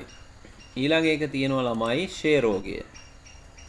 ෂේ රෝගය කියන්නේ ඉස්සර කාලේ බොහොම දරුණු රෝගයක්. ෂේ රෝගය හැදුනාම ළමයි අපේ ලංකාවේ තියෙනවා මේ ওই දූපතක තියෙනවා රෝහලක්. මට ඒ දූපතේ නම නම් මතක නැහැ. මේ ඉස්සර කාලේ දැන් නෑ. දැන් ෂේ රෝගය හොඳ කරන්න පුළුවන්. ඉස්සර කාලේ ෂේ රෝගය හැදුනාම මැරෙනවා අනිවාර්යයෙන්. ෂේ රෝගය කියන්නේ මේක හැදුනාම ඇඟ කෙට්ටු වෙනවා. ඒ වාගේ ප්‍රශ්න ඇති වෙනවා. හරි මෙතෙන්දි වෙන්නේ බැක්ටීරියාවක් පෙනහළු වලට ආසාදනය වෙනවා. බැක්ටීරියාවක් පෙනහළු වලට ආසාදනය වෙනවා. පෙනහළු ආසාදනය වුණාම මේ බැක්ටීරියාවෙන් ටික කාලයක් යද්දි පෙනහළු පටක ටික ටික ෂේ වෙනවා. මේ බැක්ටීරියා හානිය නිසා පෙනහළු ටික ටික ෂේ වෙනවා. පෙනහළු සිදුරු වෙනවා. එතකොට ළමයි කැස්සත් එක්ක පෙනහැල්ලේ කෑලි කැඩිලා යනවා, ලේ යන්න ගන්නවා. ඔහොමම ගින් අවසානයේ මැරෙනවා. ඒතර ෂේ රෝගය කියලා කිව්වේ. ඒතර ෂේ රෝගය කියන එකට ඉස්සර කාලේ බෙහෙත් තිබ්බේ නෑ. බැක්ටීරියා රෝගයක්. නමුත් දැන් මේකට බෙහෙත් තියෙනවා. ප්‍රධාන රෝග ලක්ෂණය තමයි දිගුකල් පවතින කැස්ස. හරි. ඊට අමතරව තව රෝග ලක්ෂණ කීපයක් තියෙනවා. අපි ලියා ගමු.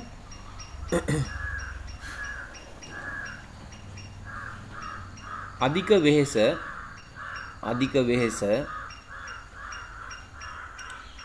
ක්ෂය රෝගයේ රෝග ලක්ෂණ පහත දැක්වේ කියලා තියන්නේ අන්න ඒක ඈ. අධික වෙහෙස, කැස්ස සමග රුධිරය පිටවීම, කැස්ස සමග රුධිරය පිටවීම,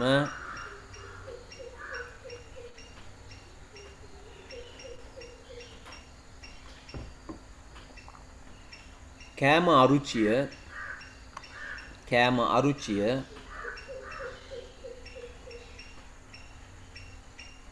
උණ,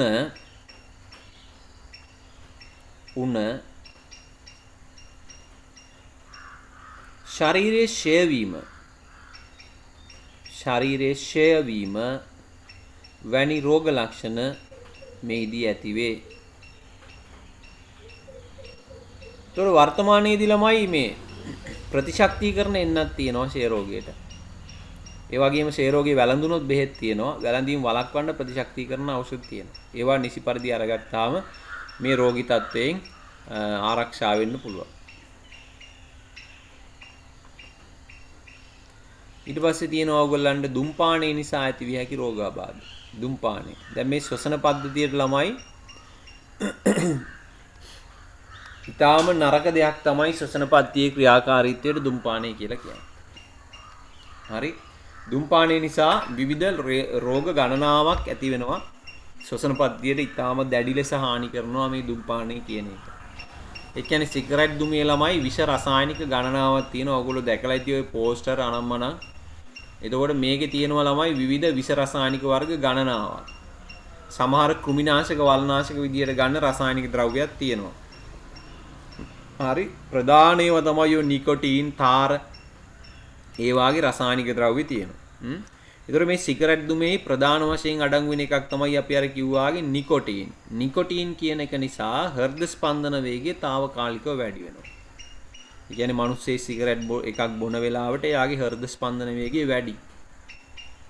ඒකට හේතුව නිකොටින් වලින් හෘද ස්පන්දන වේගය වැඩි කරනවා. ඒතකොට අධිරුධිර පීඩනය වාගේ මේ රෝගී තත්වයන් තියෙන අයට මේක බලපානවා ළමයි.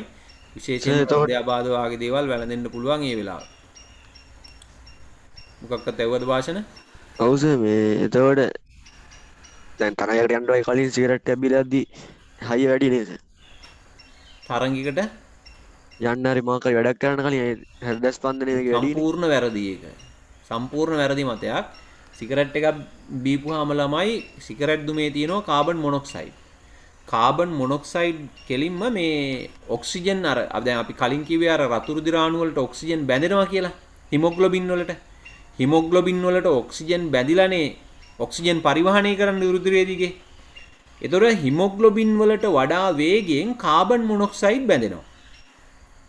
මේ ඔක්සිජන් වලට වඩා වේගයෙන් හිමොග්ලොබින් වලට කාබන් මොනොක්සයිඩ් බැඳෙනවා. සිගරට් එකක් බොන වෙලාවට එතකොට රතු රුධිරාණු වල තියෙන හිමොග්ලොබින් වලට ඔක්සිජන් නෙවෙයි ටක් ගාලා අල්ලගන්නේ කාබන් මොනොක්සයිඩ්. එතකොට ඒගොල්ලන්ගේ රුධිරේ කාබන් මොනොක්සයිඩ් වැඩි වෙනවා. ඔක්සිජන් අඩු වෙනවා. ඔක්සිජන් අඩු වෙනවයි කියන්නේ ශක්තිය නිපදව ගන්න බෑ යාට. හරි. බොන කෙනෙකුගෙන් අහන්නකෝ බීපුවාම ඇඟ පණ නැති වෙනවා ඉස්සෙල්ලාම. එතකොට සීතල බොනවා කියන්නේ සීතලට බොනවා. ඒ මෙහෙමයි. ඒවා මානසික ඒවා ගොඩක් ඒවා හදාගන්න ඒවා. නේද? මේ සීතල නැතුව යනවද කියලා. ඒක මෙහෙමයි. తాවකාලික පොඩි මත්ගතියක් එනවා ළමයි. ඒ මත්ගතිය නිසා මේ ඒක දැනෙන්නේ නැති වෙන්න පුළුවන්. දැන් අපි සීතල කියන එක අපේ සංවේදනයක්නේ. නේද? සීතල කියන එක කොහොමද අපේ හැමේ තියෙන ස්නායු අග්‍ර වලින් මේක අල්ල ගන්නවා. සංවේදනය ලබා ගන්නවා. එහෙම ලබාගෙන ඒක මොළයට යනවා ගමන් කරනවා සංඥාව. නේද? එතකොට ඔය මත්ද්‍රව්‍ය වලින් මොකද්ද කරන්නේ? මේ පණිවිඩ හුමාරුවට තමයි ප්‍රධාන වශයෙන් බාධා කරන්නේ. මොන පණිවිඩ හුමාරුද? ස්නායු පද්ධතියට බාධා කරන්නේ. ඉතින් ඒක නිසා එහෙම සීතල නැතුව යනවා නම් වෙන්නේ ළමයි මේ අර ස්නායු පද්ධතියට කරන බාධාව නිසා. මේ සංඥා යවන එක ප්‍රමාද වෙන්න පුළුවන්, ඒවා අවුල් වෙන්න පුළුවන්. එහෙම එකක් තමයි වෙන්නේ මත්ද්‍රව්‍ය වල. ඒක කොහොම කරත් ඔය මේ දුම විසයිනේ. කොහොම කරත් දුම විසයිනේ. දැන් ඔය කුරුඳු කියලා අර ආයුර්වේදයෙන් හදපු එකත් ඒකත් විසයිනේ. ඔව් කාබන් මොනොක්සයිඩ් එක විසයි. කුරුඳු සිගරට් එකක් කියලා හදලා තියෙන සර් එතන. හරි. මේම අපි හිතමුකෝ කුරුඳු වල තියෙනවා මොනවා හරි හිතකර රසායනික සංයෝගයක්. කුරුඳු කනවනේ අපිනේ. බෙහෙත් වලටත් ගන්නවා. එතකොට කුරුඳු කාපුවාම බෙහෙත් වලට ගත්තාම ඒවා කොහොමද ඇඟට යන්නේ? ඒවා ගිහිල්ලා ඊට පස්සේ ඒවා ගිහින් ආහාර ජීර්ණ පද්ධතියෙන් රුධිරයට උරා ගන්නවනේ. එහෙමද වෙන්නේ? ආහාර ජීර්ණ පද්ධතියෙන් ළමයි ඔය ප්‍රෝටීන් වාගේ ලොකු අණු තියෙනවා නම් ඒවා කෙලිම ජීර්ණය වෙනවා. ඇමයිනෝ අම්ල බවට. ජීර්ණය වෙලා උරා ගන්නවා. දැන් මොනවා හරි මේකෙත් සංයෝගයක් තියෙනවා නම් කුරුඳු වල ගොඩක් ගාලා තියෙන වාෂ්පශීලී තෙල් වර්ග තියෙනවා. ඒතකොට ඒ වාගේ සංයෝගයක් තියෙනවා නම් සිගරට් එක ළමයි පත්තු කරලානේ අපි බොන්නේ. දුම එතකොට ඒකට ඒක වාෂ්ප වෙනවා. ඔය වාෂ්පය දුමත් එක්ක පෙනහැල්ලට ගියාම ෂණිකව ඇඟට උරා ගන්නවා. මේ දුම් විදියට ගන්න එක හානි කරයි. ඇත්තටම හානි කරයි ළමයි. හොඳ එකක් වුණත් දුමක් විදියට පෙනහැල්ලෙන් ගන්න එක හානි කරයි. දැන් හොඳ කතාව තමයි යෝගේ ගංජා. දැන් ගංජා කියන්නේ සිංහල බෙහෙත් ඖෂධයක්නේ. හැබැයි සිංහල බෙහෙත් වල මේක දෙන්නේ කල්ක අනම්මනම් ඒවා කුඩු කරලා කණ්ඩ දෙන්නේ ළමයි. කණ්ඩ දුන්නාම ඒ ඖෂධය ඇඟට ක්‍රමානුකූලව හිමින් උරා ගන්නවා. ඒ තියෙන බෙහෙත් වර්ග. ඖෂධීය ගුණ තියෙන සංයෝග වර්ග. හැබැයි අරක පත්තු කරලා බොනකොට මොකද වෙන්නේ? ඒක ෂණිකව කෙලින්ම එක සැරේට ලේ වලට කෙලින්ම උරා ගන්නවා. දැන් මත්ද්‍රව්‍ය ගන්නකොට ළමයි ගොඩක් ඒවා ඔය පෙනහැල්ලෙන් මේ නහයෙන් උරන්නේ ඒකයි. ඔයගොල්ලෝ අහලා ඉතිනේ කුඩු ගහනකොටත් නහයෙන් උරන්නේ. ඒ නහයෙන් උරන්නේ එක සැරේ ඒක එතකොට ලේ වලට යනවා. ඒක මත්වීම ෂණිකව වෙනවා ඒක. ඒකයි ඉක්මා. එතකොට දැන් ඊළඟට මේ සිගරට් දුමේ ළමයි එහෙමනම් අපි කියව නිකොටින් වලින් මොකද කරන්නේ? හෘද ස්පන්දනය වැඩි කරනවා. ඊට පස්සේ කාබන් මොනොක්සයිඩ් තියෙනවා. කාබන් මොනොක්සයිඩ් වලින් මේ කාබන් මොනොක්සයිඩ් බැඳෙනවා හිමොග්ලොබින් වලට. බැඳුනහම ඔක්සිජන් පරිවහනය අඩාල කරනවා. ඒතර ඔක්සිජන් පරිවහනය අඩාල වුණාම අර ඇඟ පණ නැතුව ආගෙන යනවා, ශක්තිය නැතුව යනවා. හරි? ඒකයි වෙන්නේ ප්‍රධාන වශයෙන්. ඊට පස්සේ ළමයි සිගරට් දුමේ තියෙනවා මේ තාර වාගේ දේවල්. මේ තාර වාගේ දේවල් ශ්වසන මාර්ගයේ ඇතුලේ බැඳෙනවා. ශ්වසන මාර්ගයේ ඇතුලේ බැඳෙනවා මේ තාර. එහෙම බැඳිලා පස්සේ කාලේ පිළිකා වාගේ දේවල් ඇති වෙන්න හැකියාව තියෙනවා. ඇති වෙනවා. හැකියාව නෙමෙයි ඇති වෙනවා පිළිකා වාගේ දේවල්. ඊළඟ තත්ත්වය තමයි සිගරට් දුම නිසා ළමයි අපේ ශ්වසන මාර්ගයේ ඇතුලේ තියෙන පක්ෂමදර අපිච්ඡදයක්. පක්ෂමදර අපිච්ඡදේ කියන්නේ සෛලවල කෙරවලේ තියෙනවා ඉතාසියුම් කෙඳි වාගේ ව්‍යුහ පක්ෂම කියලා අපි කියන්නේ. සිගරට් දුම නිසා මේ පක්ෂම විනාශ වෙනවා. පක්ෂම විනාශ වුණාම මොකද වෙන්නේ? මේ පක්ෂම වලින් කරන්නේ ළමයි දූවිලි වාගේ ඝනාංශු පෙරණ එක. එතකොට මේ ශ්වසන මාර්ගයේ පක්ෂම විනාශ වුණාම ඒ අයගේ පෙනහළු වලට ඝන ද්‍රව්‍ය ඇතුළු වීම වෙනවා. දූවිලි වාගේ ඝන ද්‍රව්‍ය ඇතුළු වීම නිසා ශ්වාසනාල ඉදිමීම වෙනවා. පස්සේ කාලේ පිළිකා වාගේ දේවල් ඇති වෙන්න ඉඩ තියෙනවා. ඉතින් මේ වාගේ විවිධ ලෙඩ රෝග ගණනාවක් මේකෙන් ඇති වෙන්න පුළුවන්. හරි. මේ ඉතින් ඒක මේ බොහොම දැන් ඇත්තරම ළමයි මේ මද්යසාර වලට වඩා වැඩි හානියක් කරනවා සිගරට් වලින්. හැබැයි මිනිස්සු එච්චර ගණන් ගන්න නැහැ නේද? සිල්ලර කඩේ සිගරට් විකුණන්න පුළුවන්. අරක්කු විකුණන්න බෑ. අරක්කු වලට වඩා හානිය වැඩි සිගරට් වලින්. සිගරට් විකිණීම නවත්තන්න නැත්නම් ඔය බොරු කියන්නේ කම්පැනි නෙවෙයි ළමයි ආණ්ඩුවෙන් සිගරට් විකුණන්නේ. අරක්කු සිගරට් දෙකම විකුණන්නේ ලංකාවේ ආණ්ඩුවෙන්. ආණ්ඩුවේ ප්‍රධාන බිස්නස් එක තමයි අරක්කු සිගරට් විකුණන එක.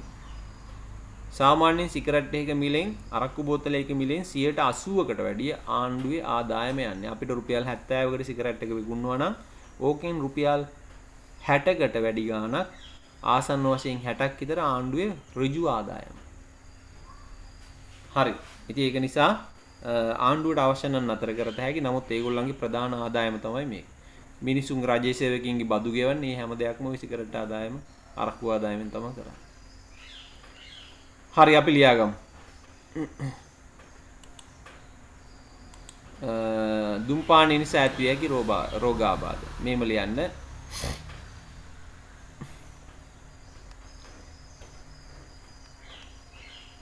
සිගරට් දුමෙහි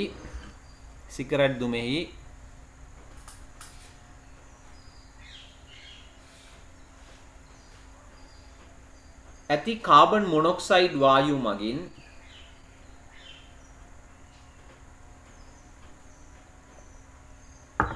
ඇති කාබන් මොනොක්සයිඩ් වායුව මගින්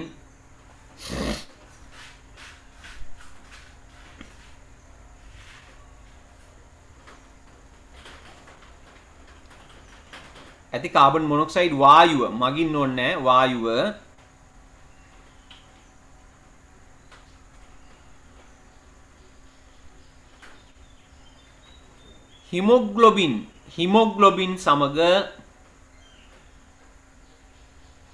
හිමොග්ලොබින් සමග වේගයෙන් බැඳේ. හිමොග්ලොබින් සමග වේගයෙන් බැඳේ.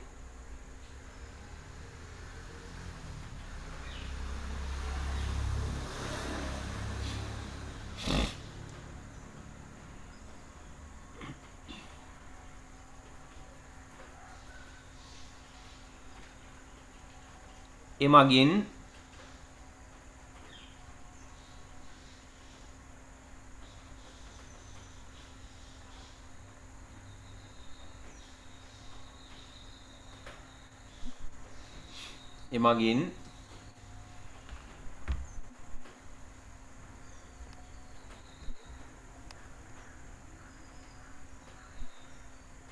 ඔක්සිජන් පරිවහනය අඩාල වීම සිදුවේ.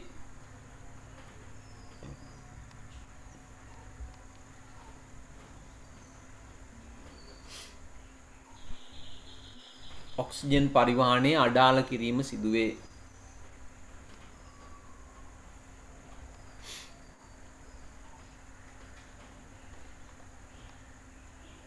සිගරට් දුමෙහි ඒකටම ලියන්න සිගරට් දුමෙහි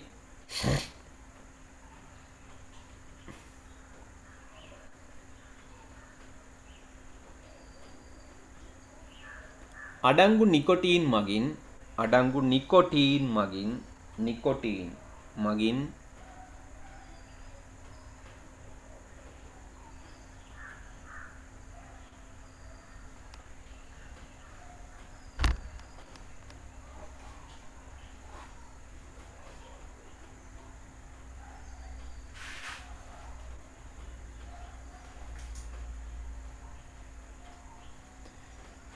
හෘද ස්පන්දන වේගය తాවකාලිකව වැඩි කරනු ලැබේ. හෘද ස්පන්දන වේගය తాවකාලිකව වැඩි කරනු ලැබේ.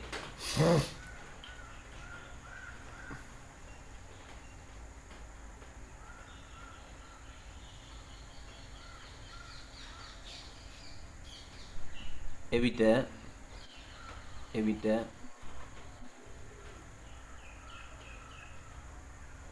රුධිර පීඩනයද తాවකාලිකව වැඩිවීම සිදුවේ. එවිට රුධිර පීඩනයද తాවකාලිකව වැඩිවීම සිදුවේ.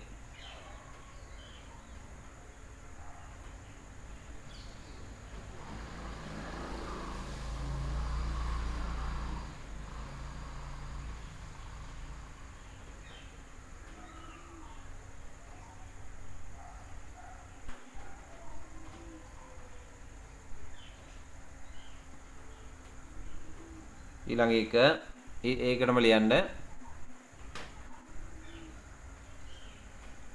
සිගරට් දුම හේතුවෙන්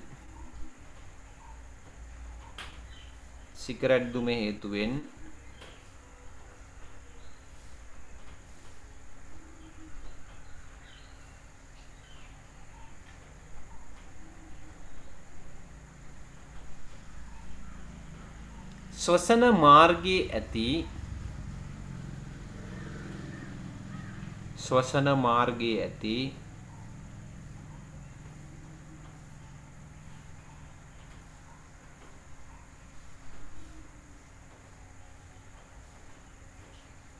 පක්ෂම විනාශ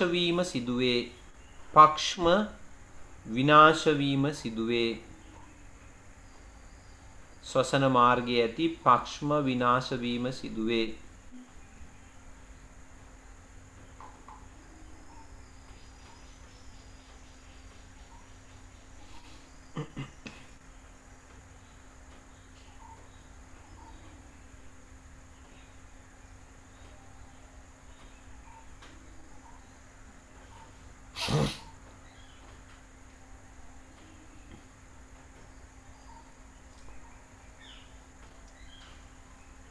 එවිට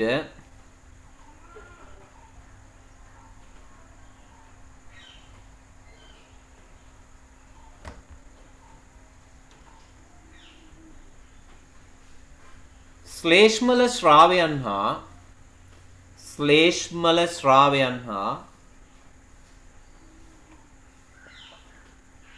ශ්ලේෂ්මල ශ්‍රාවයන් හා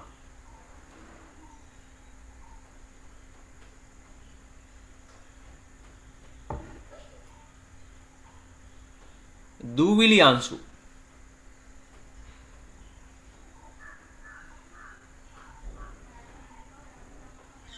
දූවිලි අංශු ශ්වසන මාර්ගයේ එකතු වීම සිදුවේ.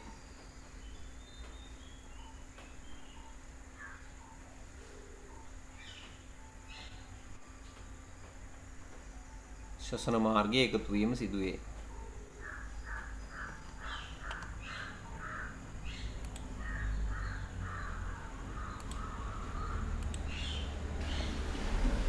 අලුත් රූලකින් ලියන්න ළමයි.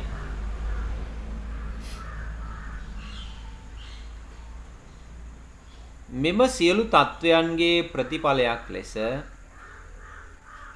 මෙම සියලු තත්වයන්ගේ ප්‍රතිඵලයක් ලෙස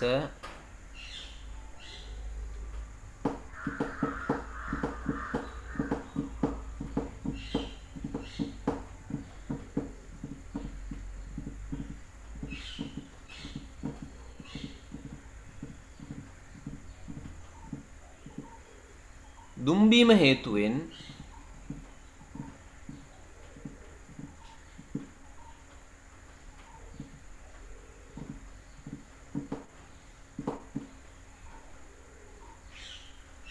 දුම්බීම හේතුවෙන්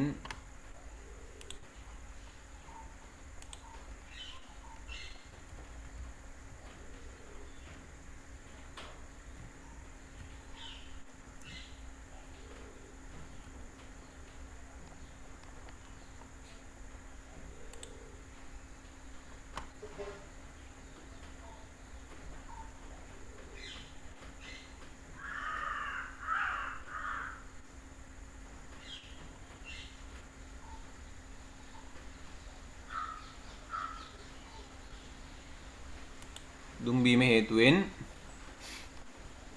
පෙනහැලි පිළිකා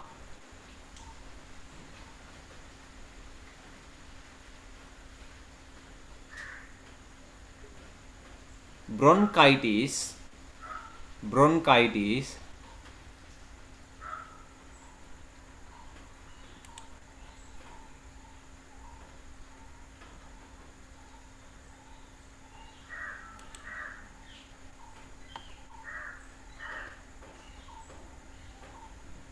පෙනහළු පිළිකා බ්‍රොන්කයිටිස් ශ්වාසනාල ඉදිමීම වැනි රෝගී තත්ත්වයන් ඇතිවේ.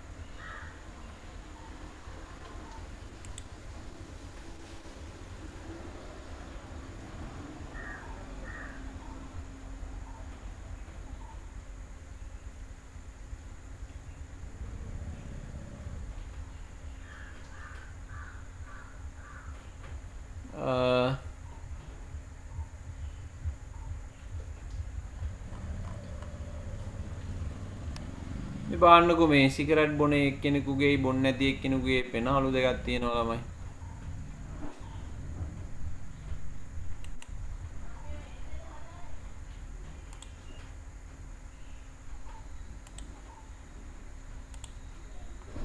These two sets of lungs. This set is pink and healthy. They represent the lungs නිරෝගී of a healthy පුද්ගලයෙකුගේ person. පෙන ඇල්ලකුයි This set doesn't look so great. Cigarette බොන They මිනිස්සෙකුගේ represent පෙන the lungs ඇල්ලකුයි of තමයි someone ඔය who has තියෙන්නේ. smoked a pack of cigarettes, that's 20 cigarettes, every day for 20 years. Let's take a closer look at what's happening in the healthy lungs. They're being inflated with air, just like when we breathe. As they fill up with air, both lungs expand like they should and push oxygen into your bloodstream. We need oxygen for our body to work. When we breathe, air passes through our nose or mouth into our trachea or windpipe. In the trachea, air passes cilia. Those are tiny hairs that keep dirt and mucus out of the lungs. From the trachea, air passes into 2 large tubes. Each tube splits off into many smaller tubes. At the end of these smaller tubes is a cluster of tiny air sacs.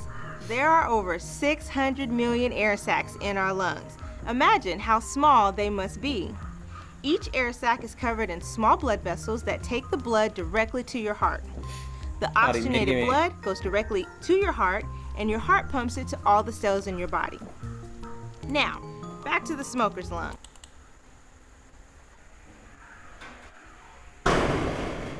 right ඊට පස්සේ අපි බලමු තව රෝග දෙකක් තියෙනවා අපිට මොකද්ද සිලිකොසිස්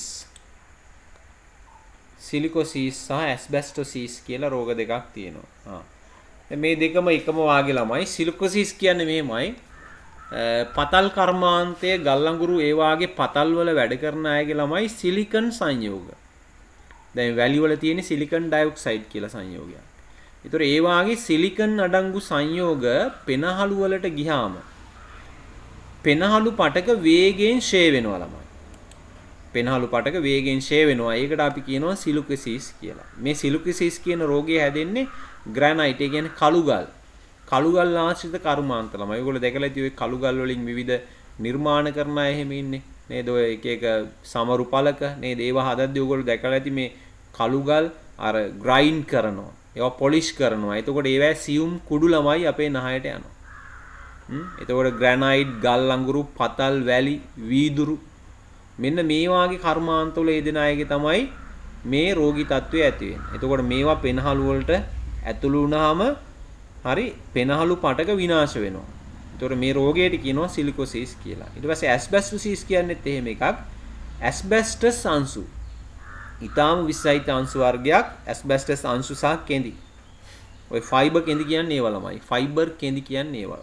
නේද? ඇස්බෙස්ටස් කියන්නේ ෆයිබර් සිමෙන්ට් ප්‍රොඩක්ට් කියලා නේවයි ගහලා තියෙන්නේ. ඒතකොට ෆයිබර් කෙඳි ඔයගොල්ලෝ දැකලා තියෙනවද දන්නේ නැහැ ෆයිබර් කෙඳි කියන ඒවා.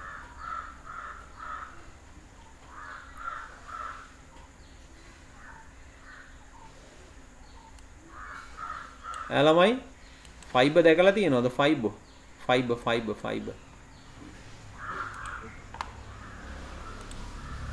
කෝ නැද්ද නින්ද ගින්ද කට්ටියද ෆයිබර් කෙඳි දැකලා තියෙනවද නෑ සර්. මේ මොනවද මේව හදන්නේ ෆයිබර් කෙඳි ෆයිබර් කෙඳි සිමෙන්ති එකට දාලා හදන්නේ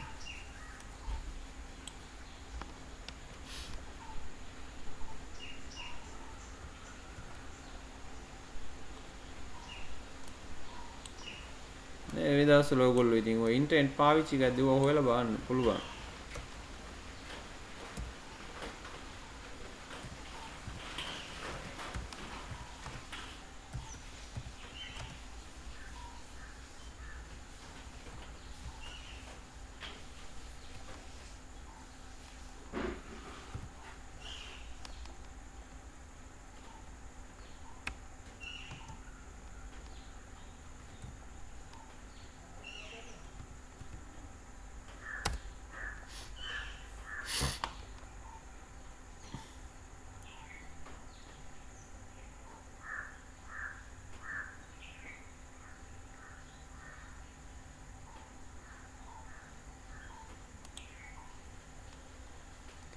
මේ ඔය දැන් ළමයි ඕගොල්ලන් ගෙවල් වල වාහන ඔය කාර් අනම්මනම් ඕවා මේ බෆර් අනම්මනම් හදන්නේ ෆයිබර් කියලා කෙන જાති.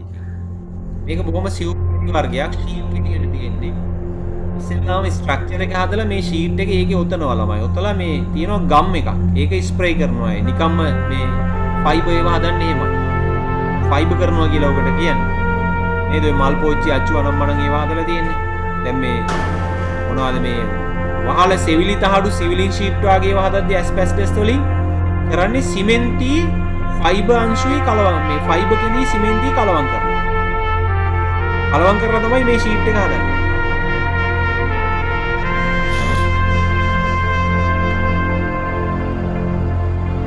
ලංකාවෙත් මේව තියෙනවා. ලංකාවට ළමයි ප්‍රධාන වශයෙන්ම මේ ෆයිබර් කෙඳි ගෙන්නන්නේ රුසියාවෙන්. මොකද ලංකාවේ කලින් හිටපු අපේ ජනාධිපතිතුමා. කලින් හිටපු අපේ ජනාධිපති කවුද මේ මෛත්‍රීපාල සිරිසේන මහත්තයා ගියා.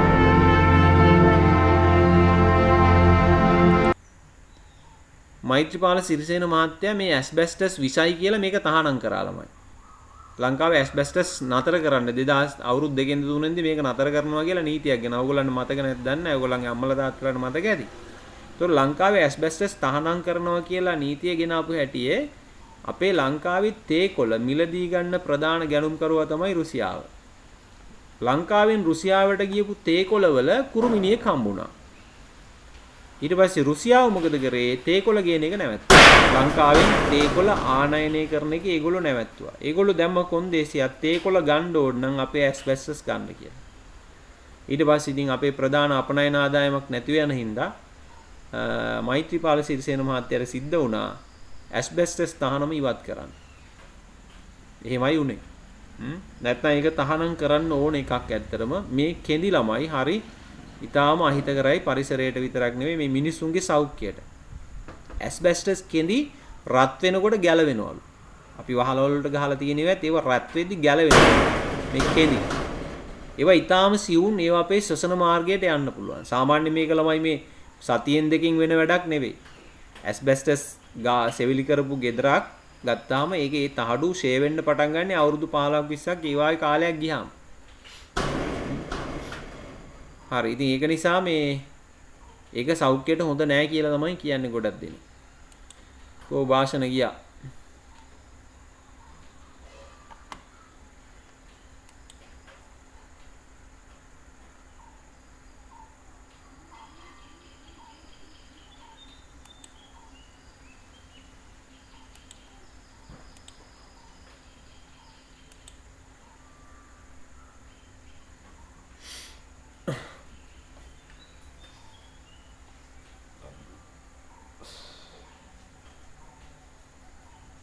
කීයටද ක්ලාස් එක ඉවර වෙන්නේ? මොකක්ද ඉඳුර?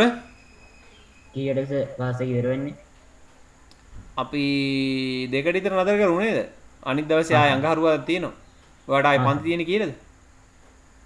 දෙකට තියෙන්නේ කමක් නැහැ සර් දෙකට නතර කරන්න. විනාඩි 5ක් විතර කලින් නතර කරන්න දෙකට.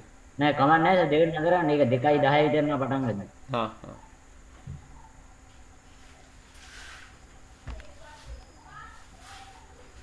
චුට්ටක් බලමුකෝ මෙයා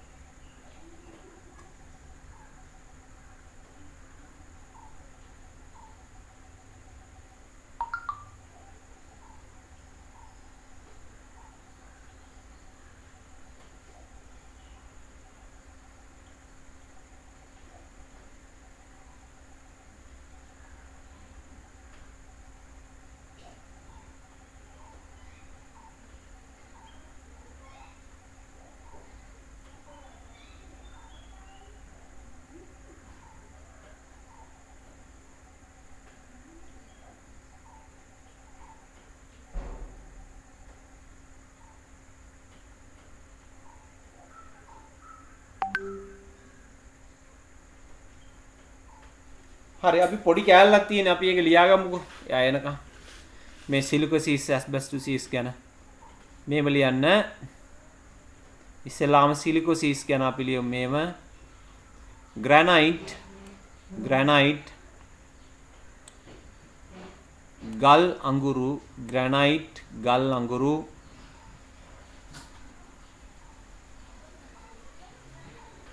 පතල් වැලි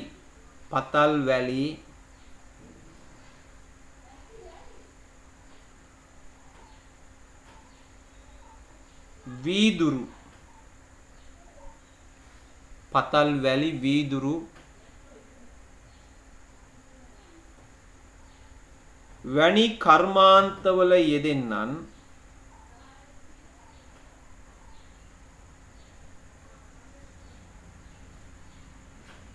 වැනි කර්මාන්තවල යෙදෙන්නන්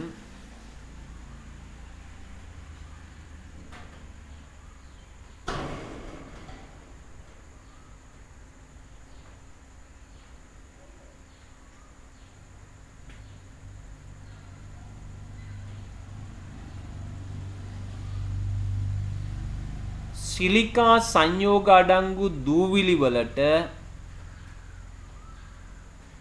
සිලිකා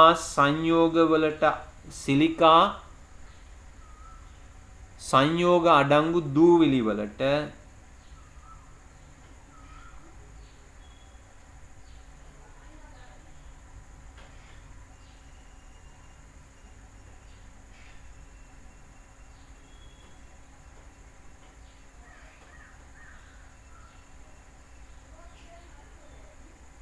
සිලිකා සංයෝග අඩංගු දූවිලි වලට නිරාවරණය වීම නිසා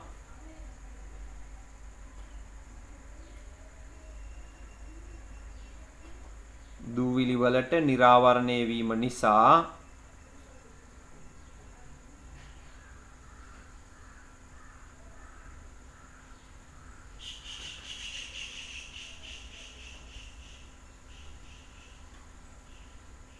එම අංශු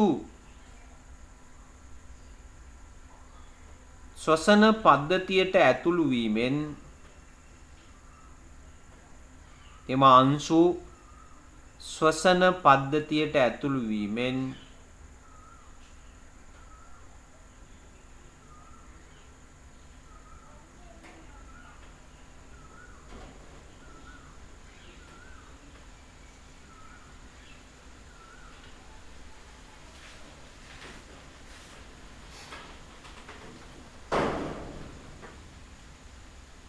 පෙනහළු පටක වේගයෙන් විනාශ වීම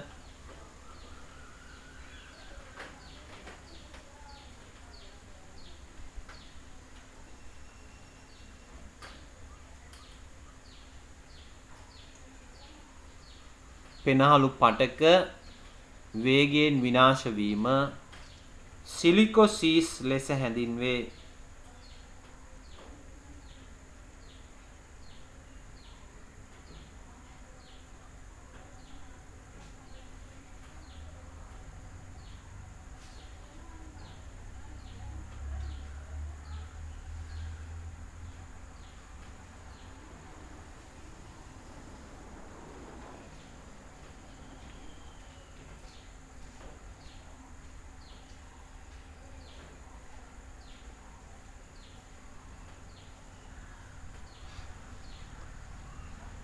හරි ඊට පස්සේ ඇස්බැස්ටොසිස්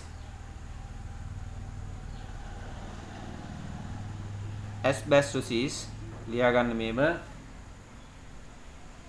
ඇස්බැස්ටස් අංශු සහ කෙඳිති ඇස්බැස්ටස් අංශු සහ කෙඳිති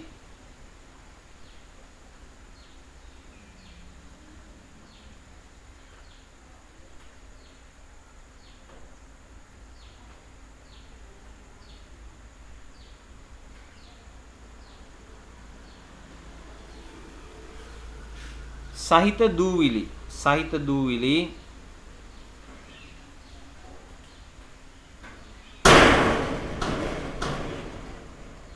දූවිලි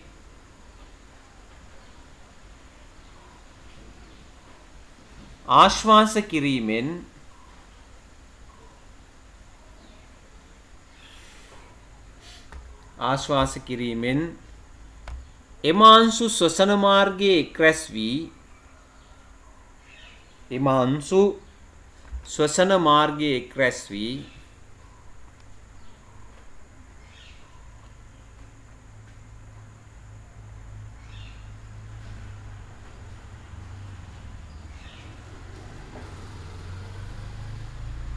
පෙනහළු පටක විනාශ වීම ඇස්බැස්ටොසිස් නම් වේ. පෙනහළු පටක විනාශ වීම ඇස්බැස්ටොසිස් නම් වේ. හරි මේ භාෂණ නෑ නේද? මොකක් හරි ප්‍රශ්නයක්ද දන්නේ නැහැ. රයිට්. එහෙමනම් කමන්නේ අපි දැන් ඉඳුවර මේ සඳලී දෙන්න ඔය දෙන්න විතරයි ඉන්නේ. අපි දැන් අද නවත්තමු මෙතනින්. බහිස්රාවී පද්ධතිය අපි බදාදා නේද? බදා නෑ අඟහරුවාද නේද අපි කරේ? චුට්ටා ඉන්නකො මේ උදේ. හෙලෝ. උදේ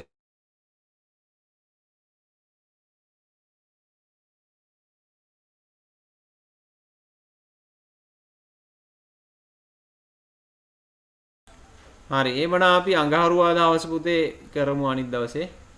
හරි. ඉරිදා මේ වෙලාවත් තියාගන්න ඉරිදා අඟහරුවාදායි දෙකෙන් මම කරනවා. හරි එහෙමනම් අපි නවත්තමු. හරි.